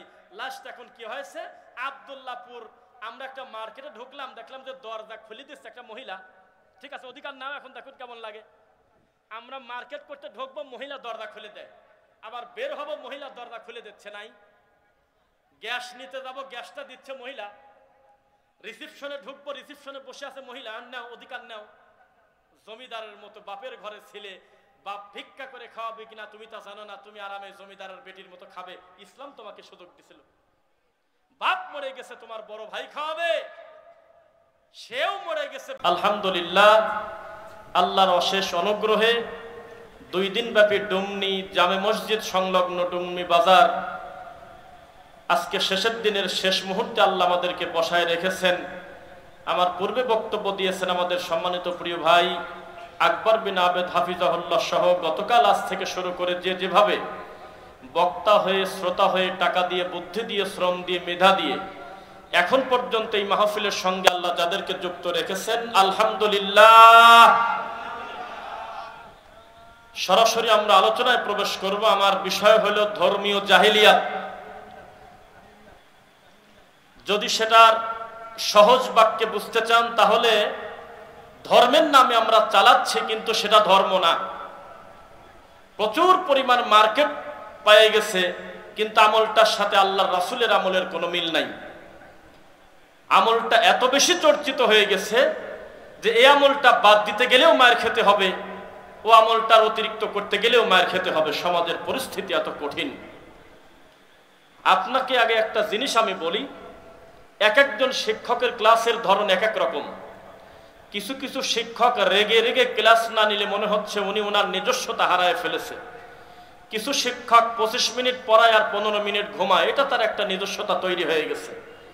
তা আমি শুরুতে আপনাকে একটা কথা বলে রাখি, আমাদের ভিতরে কিছু বেয়াক্কেল লোক আছে, বেয়াক্কেল শ্রোতা আছে, যারা 1 ঘন্টা তাওহীদের ওয়াজ শোনে, সুন্নাতের পক্ষে শোনে, বিদাতের বিরুদ্ধে বক্তব্য শোনে, একেবারে হালাল হারাম শোনে, প্রায় 100টা আল্লাহর নবীর হাদিস শুনতে পারলে এটা ভালো না খারাপ? শেষ পর্যন্ত উনি বলতেছে ওয়াজ মন মতো হয় নাই। কেন? কারণ ওয়াজ কাকে বলে? ওয়াজ হলো অমুককে ধরো মারো কাটো, ঠিক কিনা বলো, পাবলিক কবি হওয়া, ঠিক? এটার নাম হলো ওয়াজ। আরেকটা ওয়াজ কি? আরেকটা ওয়াজ হলো মিথ্যা গল্প, কিচ্ছা কাহিনী, যেটা বক্তা যদি অর্ধেক শেষ করে চা খেতে দেয় মানুষ বিরক্ত হয়, বাকি অর্ধেক কখন বলবে? এই মিথ্যা দুইটা জিনিস মানুষের কাছে খুব মজা লাগে, টেস্ট লাগে, কিন্তু মানুষের জীবন ঘনিষ্ঠ বিষয় নিয়ে মানুষ কথা বলে না, যার দ্বারা মানুষের ইমানের উন্নতি হবে। ঝিনাইদহ মাহফিলে গিয়েছি, মাহফিলের পোস্টারে বিশাল করে লেখা, আপনার এলাকাতেও লেখা থাকে যে গোরস্থানের উন্নতি কল্পে ইসলামী মহাসম্মেলন, আছে কিনা লেখা? থাকে না? কবরস্থান গোরস্থানের উন্নতি কল্পে 3 গ্রামের ইসলামী মহাসম্মেলন, এভাবে উল্লেখ আছে। আমি আবার পোস্টারটা দেখে বললাম যে ভাইজান, পোস্টার দেখে আমি খুব একটা খুশি হতে পারলাম না। মরা মানুষের কি উন্নতি করবেন আপনি? তাজা মানুষ বিপদে আছে, গোরস্থানের উন্নতি করবে, কোন ধরনের কথা? গোরস্থানের উন্নতি মানে রাস্তা করা, গোরস্থানের উন্নতি মানে গরু, ভেড়া, কুত্তা, শিয়াল এগুলো গিয়ে যাতে মানুষের কবরগুলো খুঁড়ে না ফেলে, পরিবেশ নষ্ট না করে, এটা হলো ইমারতগত সৌন্দর্য। কিন্তু জীবন্ত মানুষের ইমানের উন্নতি করা মরা মানুষের থেকে বেশি জরুরি। ও তো চলেই গেছে, ওর উন্নতি কিভাবে করবেন আপনি? ওর উন্নতি করবেন দোয়ার মাধ্যমে, ওর উন্নতি করবেন হলো সাদাকার মাধ্যমে। কিন্তু এত বড় মাহফিলটা মরা মানুষের কি উন্নতি করবেন? এখানে লেখা উচিত ছিল তাজা মানুষের ইমান এবং আমলের উন্নতি কল্পে ইসলামী জালসা। তো যাই হোক, এগুলো শব্দ চয়নের ব্যাপার, যে লিখেছে সে কাফের না। আবার আমরা যে তাদেরকে বুঝিয়েছি, আমরাও তাদের খারাপ কিছু বলি নাই। তো ইনশাল্লাহ আমি চেষ্টা করব 1টা ঘন্টা বক্তব্য দেওয়ার, পুরো 1 ঘন্টা আমরা প্রমাণ করার চেষ্টা করব মুহাম্মদ সাল্লাল্লাহু আলাইহি ওয়াসাল্লামের সুন্নাহর কত মর্যাদা। ইনশাআল্লাহ কষ্ট করে ছাত্ররা পরিশ্রম করলো, আর মজা নেবেন আপনি। একদল পরাজিত হয়ে যাবে, আর একদল এসে ঘুষ খাবে, সুদ খাবে, এটা হতে দেওয়া যাবে? আমরা শিকড়ে আঘাত করতে চাই। আপনার বিশ্ববিদ্যালয় যেই গতিতে চলছে, এই গতিতে চললে বন্ধ করতে হবে। আপনার বিশ্ববিদ্যালয়ে ছাত্র সংখ্যা হলো 10,500, শিক্ষকের সংখ্যা প্রায় 500 উপরে। এত শিক্ষক, এত ছাত্র, 10 তলা বিল্ডিং, প্রায় আপনার 50 বিঘা জায়গার উপরে বিশ্ববিদ্যালয়। আপনার সন্তানকে নাচের জন্য 2 ঘন্টা প্রতিদিন ক্লাস হয়, গান শেখানোর জন্য 1 ঘন্টা ক্লাস হয়। আপনার বাচ্চা কবিতা আবৃত্তি করবে কিভাবে, তার একটা সেকশন ভিন্ন করা আছে, পরাণের বিদ্যা আছে, ডায়াল গবেষণা করতেছে, মাটি গবেষণা করতেছে, কিন্তু 1টা ঘন্টা কোরআন শেখানোর মতো টাইম তাদের হাতে নাই। বন্ধ করতে হবে ওই বিশ্ববিদ্যালয়, বন্ধ করতে হবে ওই স্কুল কলেজ, যেই স্কুল কলেজে মুসলমানের বাচ্চা আল্লাহর পরিচয় পায় না, ওটা কোনো শিক্ষা প্রতিষ্ঠানই না, এটা হলো জাহেলিয়াত। এইটার ব্যাপারে বক্তব্য দিতে হবে এখন।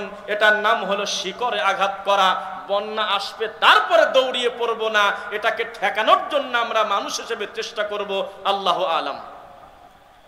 জেনা যখন হয়ে গেছে তখন সবাই বলে মার, এই মার, যে যেমন পারিস মার। একটা চুরি করে ফেলেছে, তখন রাস্তায় চলন্ত লোকও একটা জুতা পিটা করে গণধোলাই করে মেরে দিল। এটার নাম সমাধান নয়। হাত কাটার পরিবেশ চালু করতে হবে। বুক পর্যন্ত মাটির নিচে গাড়ে, সাইড থেকে ইট ঢেল পাটকেল মারি মুখ ভেঙে দিতে হবে। এর নাম হলো শিকড়ে আঘাত করা। এটা করতে গেলে মুসলিমকে জাগতে হবে কোরআন এবং সহিহ হাদিসের তলে। অন্য কোনো মতলবে কোনো দিন সম্ভব হবে না। যদি টার্গেট থাকে আমি চেয়ারে বসবো, এই চেয়ারের জন্য আমার যা কিছু করার দরকার, তাহলে কোনো দিন সমাধান হবে না। আপনাকে বুঝতে হবে প্রত্যেকটা মুসলিমের সামনে আল্লাহর ভয় যদি না থাকে, কিয়ামত পর্যন্ত এই দেশ কোনোদিন সোনার দেশ হবে না। শিকড়ের কথা কেউ বলে না। শিকড় কিভাবে পরিষ্কার করতে হয়, শিকড় কিভাবে সুন্দর করতে হয়। দুঃখে কলিজাটা ফেটে যায়, দুঃখে কলিজা ফেটে যায়, আমরা বারবার বলেছি, একটা ইমাম, একটা হুজুর, একটা আলেমের কাছ থেকে সব কিছু চলে গেছে। বিচার মজলিসে তার দাম নাই, ব্যবসা বাণিজ্যে তার দাম নাই, স্কুল কলেজে কোনো দাম নাই, বিশ্ববিদ্যালয়ে কোনো দাম নাই। অন্তত জুমার খুতবার 1 ঘন্টা তার হাতে আজও আছে কিনা বলেন? একটা ইমাম, ওখানে মারামারি লাগছে, লোকটা দৌড়ে গিয়েছে, ওই লোকজন বলতেছে আপনি এখানে আইছেন কা? মসজিদে যান। মুয়াজ্জিন গেলে কয় আজান দেন কে, এখানে কি করেন আপনি? হাদি সাহেব গেলে কয় হাদি সাহেব আপনি এখানে কি করেন? তো উনি ভালো মানুষ, ওখানে থাকবে না, তো তোমার মতো খারাপ লোক থাকবে? এটা হলো আমাদের সমাজের চিত্র। সমাধান আপনি কিভাবে করবেন? সমস্ত সুদখোর, ঘুষখোর, রাজনৈতিক হোক আর অরাজনৈতিক হোক, বাটপার, মিথ্যুক, ধোঁকাবাজ, বড় বড় পাপী চেষ্টা করে অন্তত জুমার খুতবায় শুক্রবারে নামাজটা পড়তে যায় না বেশিরভাগ। তখন যদি ইমাম সাহেব বলে একবার সুদ খেলে এই পাপ হয়, ঘুষ খেলে এই পাপ হয়, ডাকাতি করলে এই পাপ হয়, এভাবে সিরিয়াল করে যদি বলতো, মানুষের পরিবর্তন আশা করা যেত ইনশাআল্লাহ। 1 সপ্তাহ 10 কোটি টাকা ঘুষ নিয়ে নিরীহ ছাত্রদেরকে চাকরি না দিয়ে, খারাপ অসভ্য, পড়াশোনা করে নাই, বাপদাদার টাকার জোরে, কোটার জোরে, অমুকের জোরে চাকরি পেয়ে যাচ্ছে, এদেশে হয়েছিল কিনা বলেন? ওই ইমাম সাহেব যদি খুতবায় বলতেন 1 টাকা ঘুষ খেলে, সুদ খেলে কি হয়, এই পরিণাম যদি বর্ণনা করে দিতেন, আমরা আশাবাদী কোনো উন্নতি হতো ইনশাআল্লাহ। কিন্তু ইমাম এটা বলতে পারতেছে না, কেননা মাস শেষে বেতনই দেয় হলো ওই সুদখোর, ওই ঘুষখোর হলো মসজিদ কমিটির সভাপতি, সেক্রেটারি। চাইলে তার বিরুদ্ধে মুখামুখি কিছু বলা যাচ্ছে না। আমরা এমন হুজুরও দেখছি মুখামুখি একটা বড় পাপীকে জান্নাতের সার্টিফিকেট পর্যন্ত দিয়ে দিয়েছে।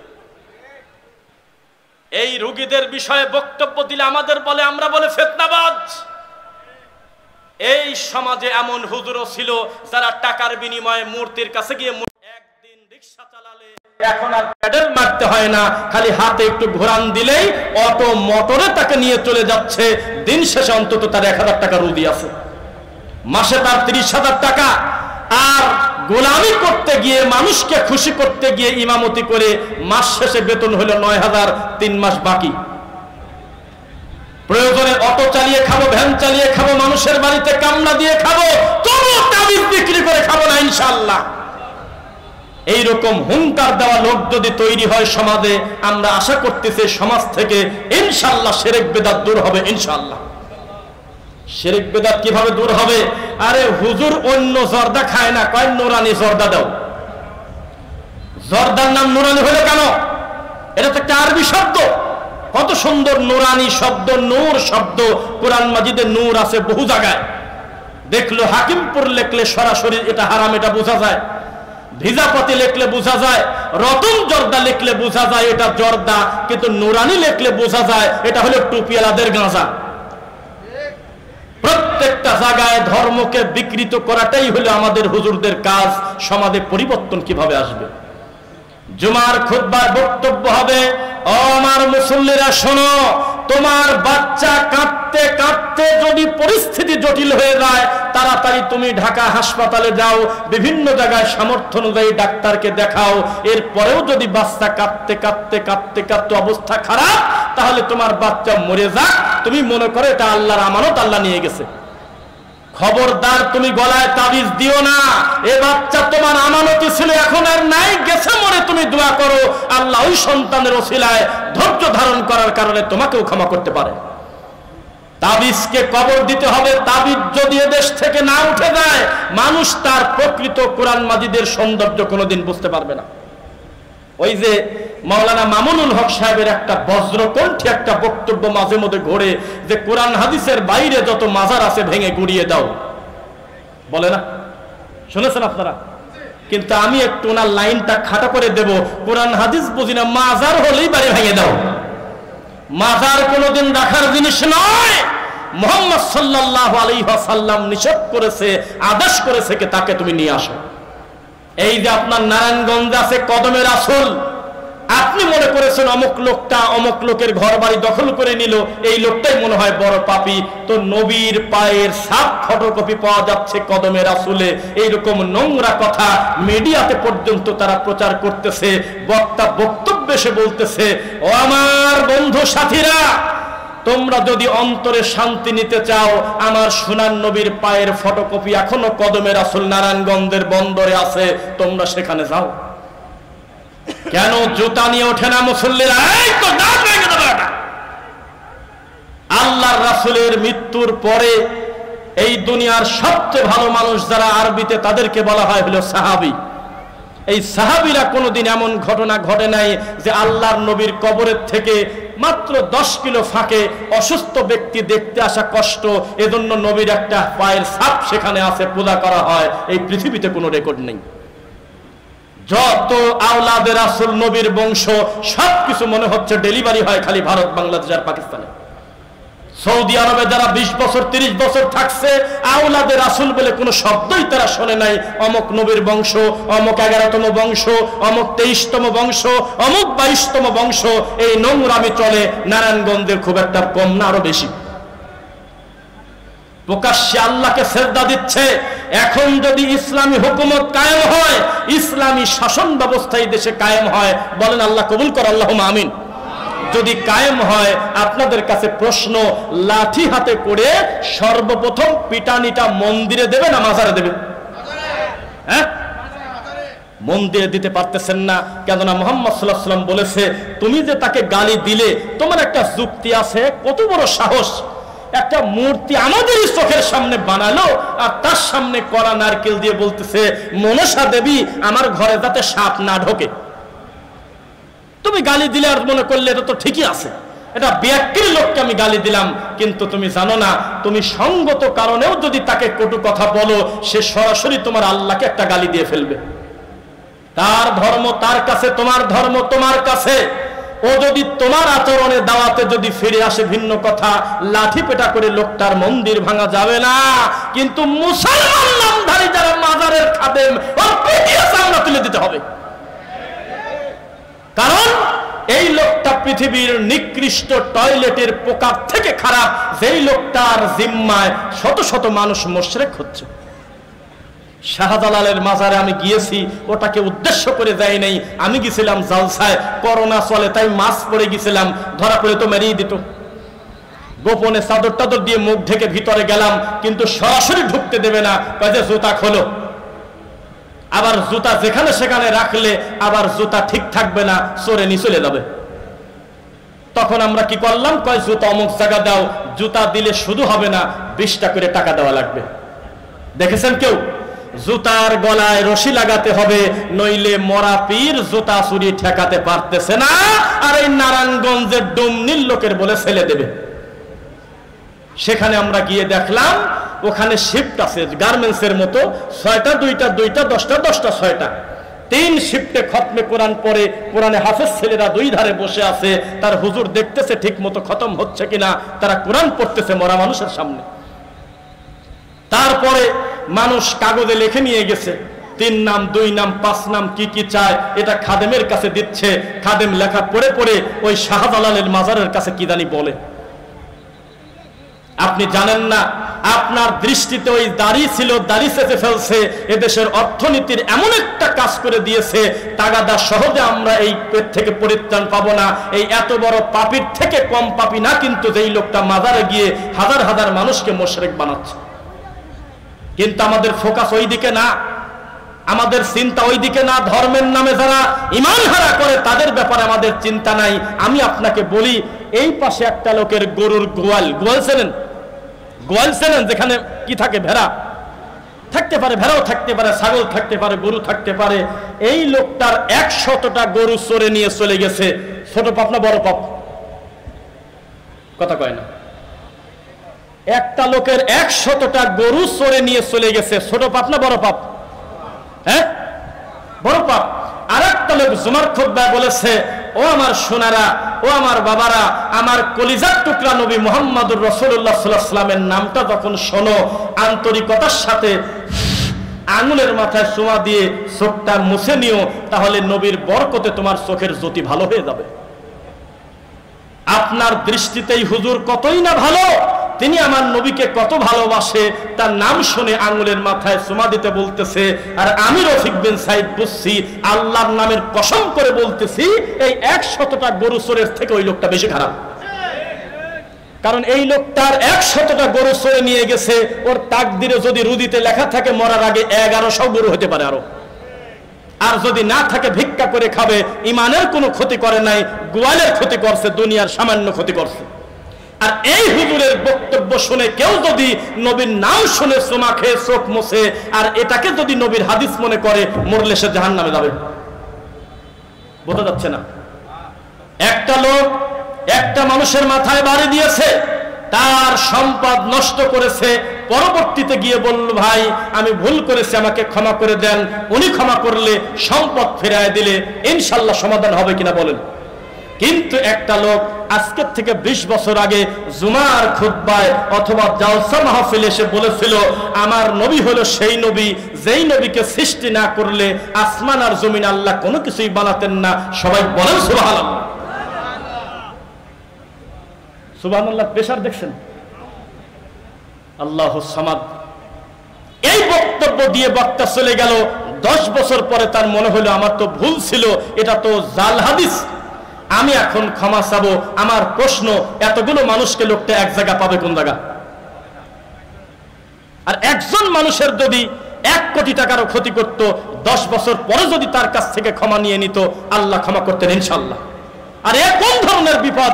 আমি বুঝে গেছি 10 বছর ইমামতি করতে গিয়ে কত মরা খাইছি, কত তাবিজ লেখছি, কত মরা মানুষের কাছে কোরআন পড়ছি, কত মিনহা খলাকনাকুম বলে মাটি দিছি, কবরের উপরে খেজুরের ডাল গাড়ছি, চারপাশে 4টা কুল পড়ছি, তারপরে মিনিটে মিনিটে আখেরে মুনাজাত করছি। এখন আমি বুঝতে পেরেছি, আল্লাহ তুমি ক্ষমা করো। তাহলে এই মুসল্লি কি হবে আপনি বলেন? মানুষ বোঝে না পাপ কাকে বলে, মানুষ বোঝে না ধর্মীয় জাহিলিয়াত কাকে বলে। মুহাম্মদ সাল্লাল্লাহু আলাইহি ওয়াসাল্লাম বলেছেন, শোনো, ফাইন্না খায়রাল হাদিসি কিতাবুল্লাহ, সবচাইতে ভালো, সবচাইতে উত্তম কিতাব কার কিতাব? কার কিতাব? ও খায়রুল হুদা, হুদা মুহাম্মদ সাল্লাল্লাহু আলাইহি ওয়াসাল্লাম, সবচাইতে উত্তম পথ প্রদর্শক, হেদায়েতের রাস্তা, সবচেয়ে সুন্দর হলো মুহাম্মদ সাল্লাল্লাহু আলাইহি ওয়াসাল্লামের আদর্শ। কথা কি বোঝা যাচ্ছে? তারপরে কুল্লা মুহদাসাতিন বিদআ ওয়া কুল্লা বিদআতিন দালালা ওয়া কুল্লা দালালাতিন ফিন্নার। আমার পূর্বে আমার ভাই আকবর বিন আবেদ বক্তব্য দিয়েছেন, জেনাকারিনী মহিলা এসে বলতেছে আমাকে পবিত্র করে দেন, বলে নাই? তার মানে এত বড় পাপ করার পরেও তার শাস্তির একটা ধরন আছে, আগেই জাহান্নামের আলোচনা নাই। চুরি করলেই জাহান্নামে যাবে এটা নিশ্চিত বলা যাচ্ছে না, হাত কাটার একটা বিধান আজও রয়ে গেছে। কি বলেন? প্রত্যেকটা অপরাধের শাস্তির হওয়ার পরের আলোচনা জান্নাত অথবা জাহান্নামের। বিদাত এমন একটা পাপ, এই আলোচনা শুরুই হয়েছে জাহান্নামের কথা দিয়ে। এই বিদাতীদের বিষয়ে বক্তব্য দিলে আমাদেরকে বলে এ হুজুররা খালি ছোটখাটো বিষয় নিয়ে পড়ে আছে। বোঝা যাচ্ছে? ছোটখাটো বিষয় নিয়ে পড়ে আছে। তারা নবীর সুন্নাহকে নিয়ে ব্যঙ্গ করে। 1 ঘন্টা 26 মিনিট বক্তব্য দিলাম বিবাড়িয়া নবীনগর, ব্রাহ্মণবাড়িয়া নবীনগর।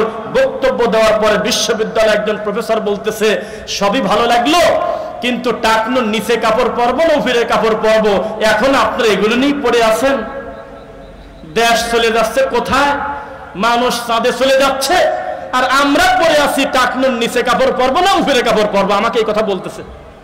তখন আমি তাকে বললাম, ভাই, মানুষ চাঁদে চলে যাচ্ছে, যে যাচ্ছে সেও আল্লাহর সৃষ্টি, যার কাছে যাচ্ছে সেও আল্লাহর সৃষ্টি। এক মাখলুক আর এক মাখলুকের কাছে যাবে কি যাবে না এটা ইবাদতের কিছু না, কিন্তু টাকনু ঢেকে যদি কেউ কাপড় পরে তার দিকে আল্লাহ তাকাবে না, সে জাহান্নামে যাবে। আপনি এখন তওবা পড়েন, আল্লাহ আমাকে ক্ষমা করো, আমি টাকনুর নিচে কাপড় পরাকে আমি ছোটখাটো পাপ মনে করছি। তখন বলল, আচ্ছা আমার ভুল হয়েছে। কোনটাকে ছোটখাটো বলবেন? সালাতকে হত্যা করা হয়েছে। প্রত্যেকটা ইবাদতে বিদআত যুক্ত করে সেই ইবাদতটাকে নষ্ট করে দিয়ে ইবাদতের স্বাদ নষ্ট করে দিয়েছে। এখনো পার্থক্য বোঝো না? ভণ্ড হুজুর, এখনো পার্থক্য বোঝো না? তোমার মুসল্লি সালাত থেকে আলেম ওলামার হাতটা জিম্মি ছিল, হাজার হাজার আলেম বেইজ্জত হয়েছে, বহু মানুষ তারা মাজলুম ছিল। অবশ্যই তাদের কাজের প্রশংসা, তবে শহীদ হওয়া ছাড়াও কি আল্লাহর কাছে পুরস্কার পাওয়া যায় না? যায় কিনা? এটা তো ওহির ব্যাপার, ওহি দিয়ে বোঝা যাবে এই লোকটার মৃত্যু শহীদ না এমনি। তো কাউকে শহীদ না বলা মানে লোকটাকে খাটো করা না, তাকে তিনি জান্নাতি হতে পারেন কিন্তু শহীদ হতেই হবে, এটা কি জরুরি? দুই, এর জন্য আমি বলছিলাম যে আমার ভুল হয়েছে, এরপরেও ওই অংশটুক জাতি দেখলো না, দেখলো হলে ওই অংশ নিয়ে কি পরিমাণ ঠাট্টা মস্করা তারা করে। শহীদ হতে গেলে কি লাগে? ইমান। একটা হিন্দু তার নামের আগে শহীদ আছে, আপনারা কি বিশ্বাস করলেন আমার কথা? এই দেশে হিন্দুর নামের আগেও শহীদ আছে, মরা নাম শুনবেন আপনারা? আছে না? তা কি করবেন বলেন? অথচ এই বৈঠকে কেউ যদি 1000 কোটি টাকা দান করে একটা নেকিও পাবে না, আল্লাহর কসম, সে যদি হিন্দু হয়। 2000 কোটি টাকা দান করে 2টা টাকা নেকি পাবে না যদি সে অমুসলিম হয়, আল্লাহর কসম। কারণ নেকি হতে গেলে লাগে লা ইলাহা ইল্লাল্লাহ। নেকির সম্পর্ক ইমানের সাথে কিসের সাথে? আবু লাহাবের জীবনে কত ভালো গুণ! আবু লাহাব আমার রাসূলকে কত ভালোবাসতেন, শুধু লা ইলাহা ইল্লাল্লাহ ঠিক না থাকার কারণে আবু জেহেলের মতো মরলেই জাহান্নামে যাবে। তাহলে আপনি বক্তব্য বুঝতে হবে, আপনাদের বলতেছি আর কি। একজন আলেম একটা কথা বলল, আপনি সেটা বুঝবেন, শুনবেন যে উনি কি বলে। দুই, কোন ব্যক্তির 12 সেকেন্ড, 18 সেকেন্ড, 40 সেকেন্ড, 1 মিনিটের বক্তব্য নিয়ে যদি কেউ জাজ করে, সে হলো মুনাফিক। সে কি? মুনাফিক। তার পুরো বক্তব্য শুনতে হবে যে উনি আসলে কি বলতে চেয়েছে, কি বলেছে, সেটা কি। আমরা এই কারণেই সালাফি মানহাজের মানুষ 30 বছর জর্দা দিয়ে পান খেয়েছি, এখন প্রমাণ হয়ে গেল মুদমিনুল খামরি কাআবিদি ওয়াসান। কেউ যদি নেশাদার দ্রব্য খায় ও মূর্তি পূজারীর মতো, সঙ্গে সঙ্গে বলবো তাড়াতাড়ি পানি নিয়ে আসো, কুলি করব, মরা পর্যন্ত জর্দা গালে দেব না, এর নাম হলো আহলুল হাদিস। এ কথা বলবো না, অসুবিধা কি? মাথা তো ঠিকই আছে। বউকে যদি মা বলে, মাকে যদি বউ বলে, ব্রেন যদি নিয়ন্ত্রণ না থাকে, এতক্ষণ পর্যন্ত জর্দা খাওয়া নাই, কোনো যুক্তি নাই। নবী বলেছে নেশাদার দ্রব্য হারাম, আমি ছেড়ে দিলাম। 30 বছর টাকনো ঢেকে কাপড় পরেছি, এখন একটা বক্তব্য শুনলাম আমার নবী নাকি বলেছে মা আসফালা মিনাল কাবাইনি মিনাল ইজারি ফাফিন্নার। কেউ যদি টাকনো ঢেকে পোশাক পরে, কাপড় পরে, এ কারণে তাকে জাহান্নামে যেতে হবে, সঙ্গে সঙ্গে নিয়ত করতে হবে আগামী কাল বলে কোনো সময় নাই, এই মুহূর্তে আমি প্যান্টটা কেটে ফেলবো। আমি প্যান্টটা কেনবাই হলো খাটো প্যান্ট, কিনি আলাদা করে কাটার ঝামেলা যাতে না থাকে, আমাকে গোছানোর চিন্তা না থাকে, কোনোদিন আমি জীবনে টাকনো ঢেকে কাপড় পরবো না, এর নাম হলো আহলুল হাদিস। ইনসাফ করে চলতে হবে। এই সমাজের মানুষ বিদআত করে, শিরিক করে, এখনো ডানে বামে সালাম ফেরায়, মাথায় হাত দেয় কেন আমরা জানি না। এই কথা বললে আপনাকে শুনতে হবে দেশ সবই হয়ে গেল, মানুষ হলো সব শেষ হয়ে গেল, এই হুজুর পড়ে আছে হলো মাথায় হাত দেওয়া নিয়ে, বলবে, ব্যঙ্গ করবে। অথচ আপনি জানেন না মুহাম্মদ সাল্লাল্লাহু আলাইহি ওয়াসাল্লাম সালাম ফিরায় কি করতেন, আর আপনি কি কাজটা করলেন। এখনো এদেশের শতকরা প্রায় 95% মানুষ মাথা মাসে করার পরে এইভাবে 2টা টান মারে, কাঁধে দেয় না। কোন হাদিসের ভিত্তিতে জবাব চান? গালি ছাড়া কপালে কিছু জুটবে না। এখনই তাকে বলেন টুপি মাথায় দেওয়াই আছে, কোনই পর্যন্ত হাত ধোয়ার পর এইভাবে একটা টান মারি দিলেন, এই টানটা কিসের টান? জবাব নাই। একটা জবাব আছে যে আমাদের হুজুরের চাই বেশি বোঝো, কোনো জবাব নাই। এখন আপনি তাদের জিজ্ঞাসা করেন, ইল্লাল্লাহ জিকির এখনো ছাড়তে পারেন নাই কেন? সংসদে ঢুকে গেছেন, যান, ইল্লাল্লাহকে আপনাকে বাদ দিতে হবে, এটা রাসূলের সুন্নাহ বিরোধী। আল্লাহর নামের জিকির নিয়ে ব্যঙ্গ করা সাহস থাকলে বলেন তো দেখি। সব দল বলবে জি হুজুর, জি হুজুর, আসি হুজুর, নারে তাকবীর। আহলে হাদিস বলবে জি না, জিন্দেগিতে মিলবো না, যদি শিরক না ছাড়ো জীবনে কোনোদিন আমরা মিলতে পারবো না। অন্ধকার আর আলো এক হতে পারে না, বেদাত আর সুন্নাহ এক হতে পারে না, কোনো দিন মিশবে না। একটা বোতলে সরিষার তেল, পেট্রোল, পাম অয়েল, নারকেল তেল, সরিষার তেল সবকিছু মিশালে এটা ময়লা তৈরি হবে। একটু বেদাত, একটু শিরক, একটু কুফর সবকিছু মিলায়ে যদি আমরা বলি আমরা এক হয়ে গেলাম, এই ঐক্য 3 মিনিটও টিকবে না। ঐক্য হতে হবে আল্লাহর কোরআনের সাথে, ঐক্য হতে হবে আল্লাহর রাসূলের হাদিসের সাথে, বলেন ইনশাআল্লাহ। এই জমিনে ইসলামের পাহারাদার হলো আহলুল হাদিসরা। এরা যদি জেগে না থাকতো, বেদাতি ধর্ম যেটুকু আছে ওটা বিক্রি করে খায় ফেলতো। ইউনিয়ন পরিষদের টিন বিক্রি করে যেভাবে, গম বিক্রি করে সেভাবে, ঠিক তেমনি আহলুল হাদিসরা যদি কড়া বক্তব্য দেওয়া বন্ধ করে দেয়, এদেশের সব বেদাতি এক হয়ে এদেশে মিনিটে মিনিটে খানকা করে আল্লাহর রাসূলের দিনকে ঠাট্টা মস্করা করে শেষ করে দেবে। আপনি কি কামে বোঝেন না? কেন বোঝেন না? কোরআন এসেছে জীবিত মানুষের হেদায়েতের জন্য। মরা মানুষের কাছে তারা কোরআন শোনায়, কান্নাকাটি করে, আমরা দলিল চাইলে আমাদেরকে গালি দিচ্ছে কিনা বলেন? এই তো আমাদের দেশের ধর্মের অবস্থা, ইসলামের অবস্থা। ভুল ধরাতে গেলেই আমাদেরকে গালি ছাড়া কপালে কিছু জোটে না। 2024 সাল, মেট্রো রেল হয়েছে দেশে, পদ্মা সেতু হয়েছে, কত কিছুই তো হয়েছে, কিন্তু জাতি এখনো পর্যন্ত বেদাতের কথা বললে কয় তুমি মাইকে ওয়াজ করো, মাইকও তো বেদাত, এই মাইকটা বলে বেদাত। এভাবে ধর্মকে বিকৃত করে এমন হুজুরও দুই চোখ দিয়ে দেখেছি, বিশ্ববিদ্যালয়ে পড়াশোনা করার পরে আহলে হাদিসদেরকে আহলে খবিশ বলে গালি দিয়েছে। খবিশ শুনছেন এটা ভাষা? আস্তাগফিরুল্লাহ। কোথায় সেই জান্নাতের টিকিট বিক্রি করা হুজুর? কোথায় সেই তাহেরি হুজুর? শেখ আহমদুল্লাহর সাথে আমাদের মূলধারার আহলুল হাদিসদের কিছু বিষয় একটু বেশ কম আছে কিনা বলেন? কিছু বিষয় বিতর্ক থাকলেও আমরা মনে করি তিনি একজন ভদ্রলোক আলেম।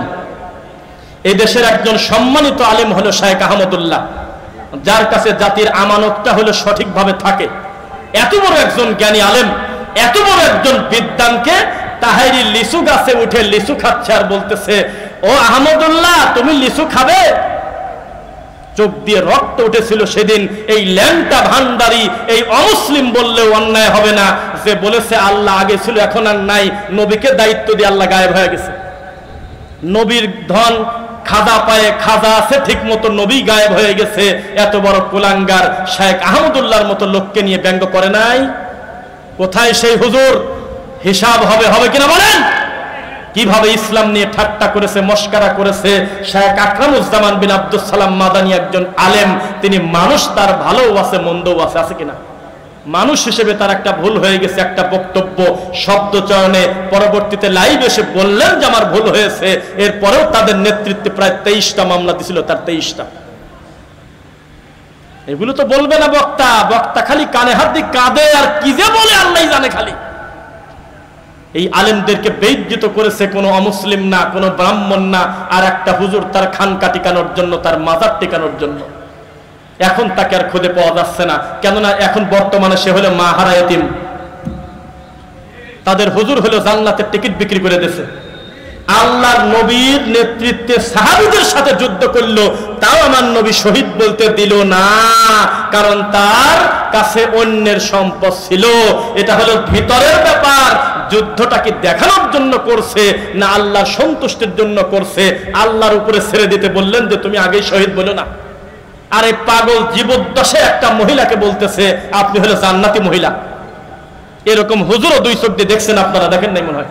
দেখেন নাই? তো কোথায় আপনি আছেন? এগুলো সংশোধন করতে হবে। কিয়ামত পর্যন্ত হুজুরের গোতাগুতি কমবে না, কারণ এক হুজুর মরা মানুষের কাছে ছেলে চায়, আর এক হুজুর নবীর কাছে পর্যন্ত চায় না, ডাইরেক্ট আল্লাহর কাছে চায়। তো মিলবে কিভাবে? কিভাবে মিলবে বলে দেন আপনি আমাকে। মুহাম্মদ সাল্লাল্লাহু আলাইহি ওয়াসাল্লামের সবচেয়ে দামি সাহাবীর নাম আবু বকর রাদিয়াল্লাহু আনহু, উম্মতে মুহাম্মাদের শ্রেষ্ঠ সন্তান, তার 4 জনের একজন। এই মানুষটার উটের লাগাম খুলে পড়ে যাচ্ছিল। তিনি ওই থোড়া উরুরানের উপরে গোতা মারে, তখন ওই উটটা বসে পড়ে, তখন এই রশি লাগায় নাকে পরায় দেয়। 2বার 3বার ঘটনা ঘটার পরে লোকজন বললেন সুবহানাল্লাহ। কি বললেন বলেন তো? আমাদের দেশের লোক হলে বলতে এ নাকি সুবহানাল্লাহ নাকি, এটা ব্যঙ্গ করো, এটা সাহাবীরই পড়ে গেল। আমাদের দেশে এটা বলে, যেমন হাত থেকে বোতল পড়ে গেল, কি বলবেন বলেন? হ্যাঁ, ইন্নালিল্লাহ বলে দেখেন গ্রামে গ্রামে যায়, রাত 12টার পরে যদি আপনার হাত থেকে মোবাইল পড়ে যায়, যদি ইন্নালিল্লাহ বলেন, তাহলে ভিতর থেকে আওয়াজ আসবে এখন আবার মূল্য কিনা। এমনি মন চাচ্ছে আমি এলাকা দিয়ে একা একা যাচ্ছি, আমি কোরআন মাজিদের একটা আয়াত পড়তে পড়তে যাবো। আমার নবী একটা আয়াত দিয়ে সারা রাত নামাজ পড়ছে, হাদিস। আমারও মন চাচ্ছে পড়বো, মিনহা খলাকনাকুম ওয়া ফিহা নুঈদুকুম ওয়া মিনহা নুখরিজুকুম তারাতান উখরা। কোরআনের আয়াত না? দেখবেন যে ভিতর থেকে আওয়াজ আসবে, মেয়ে ছেলে ফেলে বলবে, কেন আমার বাড়ির কাছে কার মরা মাটি দেয়? এটা পড়লেই মনে হচ্ছে এটা মনে হয় মরা মাটি দেওয়ার দোয়া। আসলে কি তাই? পরিস্থিতি কত কঠিন। একটা জিনিস আপনাকে আমি উদাহরণ দিয়ে আপনি বুঝবেন। গত বেশ কয়েকদিন আগে, এখনো মাস হয় নাই কাছাকাছি, আমার নানি শাশুড়ি মরে গেছে। তিনি মারা যাওয়ার আগে ওসিয়ত করছে আমার জানাটা যেন রফিক বিন সাইদ দেয়। এটা তার চাওয়া আর কি। উনি বললেই যে আমি যেতে বাধ্য সেটা না, তবে আমার কাজ ছিল না, আমি গেছি। জুমার খুতবা পূর্বাচলে ছিল, ক্যান্সেল করে চলে গেছি। যাওয়ার পর দেখি জানাজার এখনো 40 মিনিট বাকি আছে। কথা কি কষ্ট হচ্ছে আপনাদের? এইটা যদি বোঝাতে পারি, আল্লাহর কসম আপনি বেদাতি হুজুরের কাণ্ড বুঝে ফেলবেন ইনশাল্লাহ। তেমন আমি 40 মিনিট বাকি আছে, তাকান। একটা হুজুর মাইক নিয়ে উনি বলতেছে আসসালামু আলাইকুম ওয়া রাহমাতুল্লাহ বলে উনি ওয়াজ করতেছে। বলতেছে যে হু হু হু করে কাঁদে আর বলতেছে যে এই যে মা চলে গেল আজকে, জীবিত থাকলে মার দিকে যদি কেউ নেক নজরে তাকায় তার একটা কবুল হজের নেকি হয়। তখন সাহাবী বললেন, আল্লাহর নবী আমি যদি 1 লাখ বার তাকাই তাহলে কি হবে? তখন আল্লাহর নবী বললেন 1 লক্ষ হজেরই নেকি দেবে আল্লাহ। তখন আমি দেখলাম যে আর বসে থাকা যায় না, একটু ঠেকায় দেই। তখন আমি পেটে হাত দিয়ে বললাম, আসসালামু আলাইকুম হুজুর, আপনার সাথে আমার পরিচয় নেই, আমি এটা শর্ট করেন, আমি কথা বলি। তো তখন আরো একটা জাল হাদিস বলে আমার কাছে দিয়ে দিচ্ছে মাইক। ও মনে করছে আমি বলবো, সে কারণে মনে হয়। তখন আমি বললাম যে দেখেন, ভুল হলে ভুল সংশোধন করা অন্যায় না ভালো? বললো ভালো। আমার জীবদ্দশায় যদি কোনো মানুষ আমার কোনো ভুল সংশোধন করায় তো কবরের বড় পিটানি থেকে আমি বেঁচে গেলাম না, মরার আগে সংশোধন হলাম। তা আমি আমার আলেম ভাইকে সংশোধন করতে চাই, আপনারা মন খারাপ করবেন না। যদি এটা হলো শকুন খাবে, হারাম খাদ্য, এর জন্য 2টা কাজ এখন আছে। 1 হলো জিহ্বা দিয়ে মুখ দিয়ে দোয়া, 2 হলো টাকা পয়সা খরচ করে তার জন্য সাদাকা করা, দান করা। কিন্তু মরা খাওয়া লাগবে এরকম নোংরা নীতি শরীয়তে নাই। বরযাত্রীর খানা আর হলো মৌতি খানা, এটা হলো বেলজ্জাতি বাঙালির খানা, লোভী। তখন আমি বক্তব্য শেষ করে চলে গেলাম। আমার একজন সম্পর্কে শালা হয়, তাকে বললাম যে আমি যখন এই কড়া কথাগুলি বললাম তখন আশপাশে 5 জন কামেল পাশ হুজুরের মুখের অবস্থা কেমন ছিল। তো বলতেছে আশেপাশে মাঝে মধ্যে তাকাইলো, মনে হয় বিষের বোতল খুঁজলো, যদি বিষের বোতল পাইতো বিষ খাতো, এটা তার দাবি। মানে আমার এই কথাগুলো সহ্য করতে পারতেছে না, কিন্তু ঠেকাবে কিভাবে? দলিল নাই। দলিল হলো বড় হুজুর, বুজুর্গানে দিন, ঠাকুর বাবা, পীর বাবা, খেতা বাবা। ঠেকাতে না পেরে ওরা নাকি কিসবিস কিসবিস করতেছে, হালকা হালকা করে এদিক সেদিক তাকায়, কিন্তু মাথা তোলার সাহস পায় না। এই হলো আপনার বেদাতি হুজুরের তরিকা। আর আমাদের 14 বছরের একটা ছেলে যদি লাঠি হাতে করে জুমার খুতবা দেয়, একটা মুসল্লিও ঘুমায় না। ও বাংলাতে খুতবা দিচ্ছে, তবে মুসল্লি তার দিক তাকায় আছে, কিছু শেখার আছে। আর আপনার বিশাল বড় মুফতি খুতবা দিচ্ছে, ওই কোন জায়গা দিয়ে বাঘ উড়ে গেল, পাখি উড়ে গেল, সাপ চলে গেল, কার সাথে কি লাগায় মিথ্যা গল্প, এগুলোর নাম হলো তোমাদের হুজুর। এ কথা বললে আমাকে বলে তুমি খালি সমালোচনা করো। সমালোচনা এগুলো? ইসলামকে কচুরিপানা মুক্ত করতে হবে, বিদআত মুক্ত করতে হবে, শিরিক মুক্ত করতে হবে, বলেন ইনশাআল্লাহ। এবার একটি কথা বলি, ওমর বিন আব্দুল আজিজের নাম শুনছেন? হ্যাঁ, আমাদের এই দেশের দুর্নীতি ধরা পড়লেই 1000 কোটি প্লাস, 100 কোটির কোনো আলোচনাই নাই। যে যে দায়িত্বে আছে আমি আশ্চর্য হই, আল্লাহ এ দুর্নীতি শুরুই করা হলে 5000 কোটি, 20,000 কোটি, 30,000 কোটি, 40,000 কোটি, অথচ আমরা বলতেছি এই দেশটা গরিব। কত বড় মিথ্যা কথা। টাকা যাদের কাছে আছে তাদের কিছু মানুষের কাছে হাজার হাজার কোটি টাকা জিম্মি হয়ে আছে, আর নিরীহ মানুষগুলো কষ্টে আছে। মিথ্যা না সত্য? একজন হুজুরের টাকার হিসাব দেখলাম, সরি আল্লাহ ক্ষমা করুক, একজন অমানুষের টাকার হিসাব দেখলাম, তার 1 টাকা দিয়ে নাকি পদ্মা সেতু আরো 4-5টা করা যেত। তাহলে কত টাকা তার অগোচরে সে লুকাইছে, এবার আপনি বলেন। ওমর বিন আব্দুল আজিজের কাছে একজন দেখা করতে আসছে। তিনি কে? তাকে বলা হয়ে থাকে ইতিহাসে পঞ্চম খলিফা, তাকে বলা হয়ে থাকে উমারে সানি, দ্বিতীয় উমার। এত বড় কঠিন মানুষের কাছে তার বন্ধু দেখা করতে আসছে। রাত ধরেন 12টা বাজে, তো এসে দেখে যে তিনি অফিসে কাজ করতেছে। দোস্ত আমি আসবো, আসো। যেই ঘরের ভিতর ঢুকছে দোস্ত সঙ্গে সঙ্গে ভূতি বাতি নিবে দিয়েছে। তখন এই দোস্ত বলতে, তুমি আমার সাথে আর কি করো? তুমি প্রধানমন্ত্রীর জন্য গর্ব করো? আমি তোমার ছোটবেলার দোস্ত, আসলাম দুইটা মনের কথা বলার জন্য, আর আমি যেই ঘরে ঢুকলাম তুমি বাতি নিবে দিলা কি কামে? তো কয় দেখ, তেলকে তোমার বাপের টাকা তেল ফোরা গল্প করবো আমি? এটা আমার সরকারি রাষ্ট্রীয় কোষাগারের সম্পদ, রাষ্ট্রের আমানত দিয়ে আমি বাতি জ্বালায় এই মুহূর্তে আমি রাষ্ট্রের কাজ করতেছিলাম, লিখিত কাজ করতেছিলাম। এখন তুমি যদি আমার সাথে কথা বলো, আমি কোন দিকে গুরুত্ব দেব? তোমার কথার দিকে গুরুত্ব দিলে এই বাতিটা বিনা কারণে চলে, তার রাষ্ট্রের টাকা। আর যদি কাজ বন্ধ করে তোমার সাথে আমি শুধু কথা বলি, আর তোমার সাথে কথা বন্ধ করে যদি শুধু রাষ্ট্রের কাজ করি, তোমার প্রতি বেইনসাফ করা হবে, কারণ তুমি হলে আমার বন্ধু। সুতরাং তুমি এমনি কথা বলো। কয় অন্ধকারে কথা বলতে কেমন লাগে? কয় না হয় ভাই বলো, আমি শুনি, তুমি বলো, আলো আমি জ্বালাতে দেব না। আমরা হলে তাদের অনুসারী, যে যে জায়গায় বসে আছে প্রত্যেকটা জায়গায় আমানতের খেয়ানত করতেছে কিনা বলেন? যে যেভাবে পাচ্ছে দেশটাকে লুটিপুটে খাচ্ছে, কোনো জবাবদিহিতা নাই। মসজিদ কমিটি যদি মনে করত আমাকে আল্লাহ কন্ডিশন দিয়েছে, শর্ত ছাড়া আল্লাহর ঘরের দায়িত্ব নেওয়া যাবে না, শিক্ষা হতো। যে যেভাবে পাচ্ছে দিনটাকে মজা ঠাট্টা করতেছে, সত্য না মিথ্যা বলেন? নৈতিক শিক্ষা ছাড়া, ইসলামী শিক্ষা ছাড়া জাতির পরিবর্তন হবে না। আরে কয়টা মহিলা ব্যানার নিয়ে রাস্তায় নামছে, কষ্ট আমরা অধিকার চাই। কি চাই? অধিকার চাই, আমরা সমান অধিকার চাই। লাস্ট এখন কি হয়েছে, আব্দুল্লাহপুর আমরা একটা মার্কেটে ঢুকলাম, দেখলাম যে দরজা খুলে দিচ্ছে একটা মহিলা। ঠিক আছে, অধিকার নাও, এখন দেখুন কেমন লাগে। আমরা মার্কেট করতে ঢুকবো, মহিলা দরজা খুলে দেয়, আবার বের হবো, মহিলা দরজা খুলে দিচ্ছে নাই। গ্যাস নিতে যাবো, গ্যাসটা দিচ্ছে মহিলা। রিসিপশনে ঢুকবো, রিসিপশনে বসে আছে মহিলা, আর নাও, অধিকার নাও। জমিদারের মতো বাপের ঘরে ছেলে, বাপ ভিক্ষা করে খাওয়াবে কিনা তুমি তা জানো না, তুমি আরামে জমিদারের বেটির মতো খাবে। ইসলাম তোমাকে সুযোগ দিছিল। বাপ মরে গেছে, তোমার বড় ভাই খাওয়াবে, সেও মরে গেছে,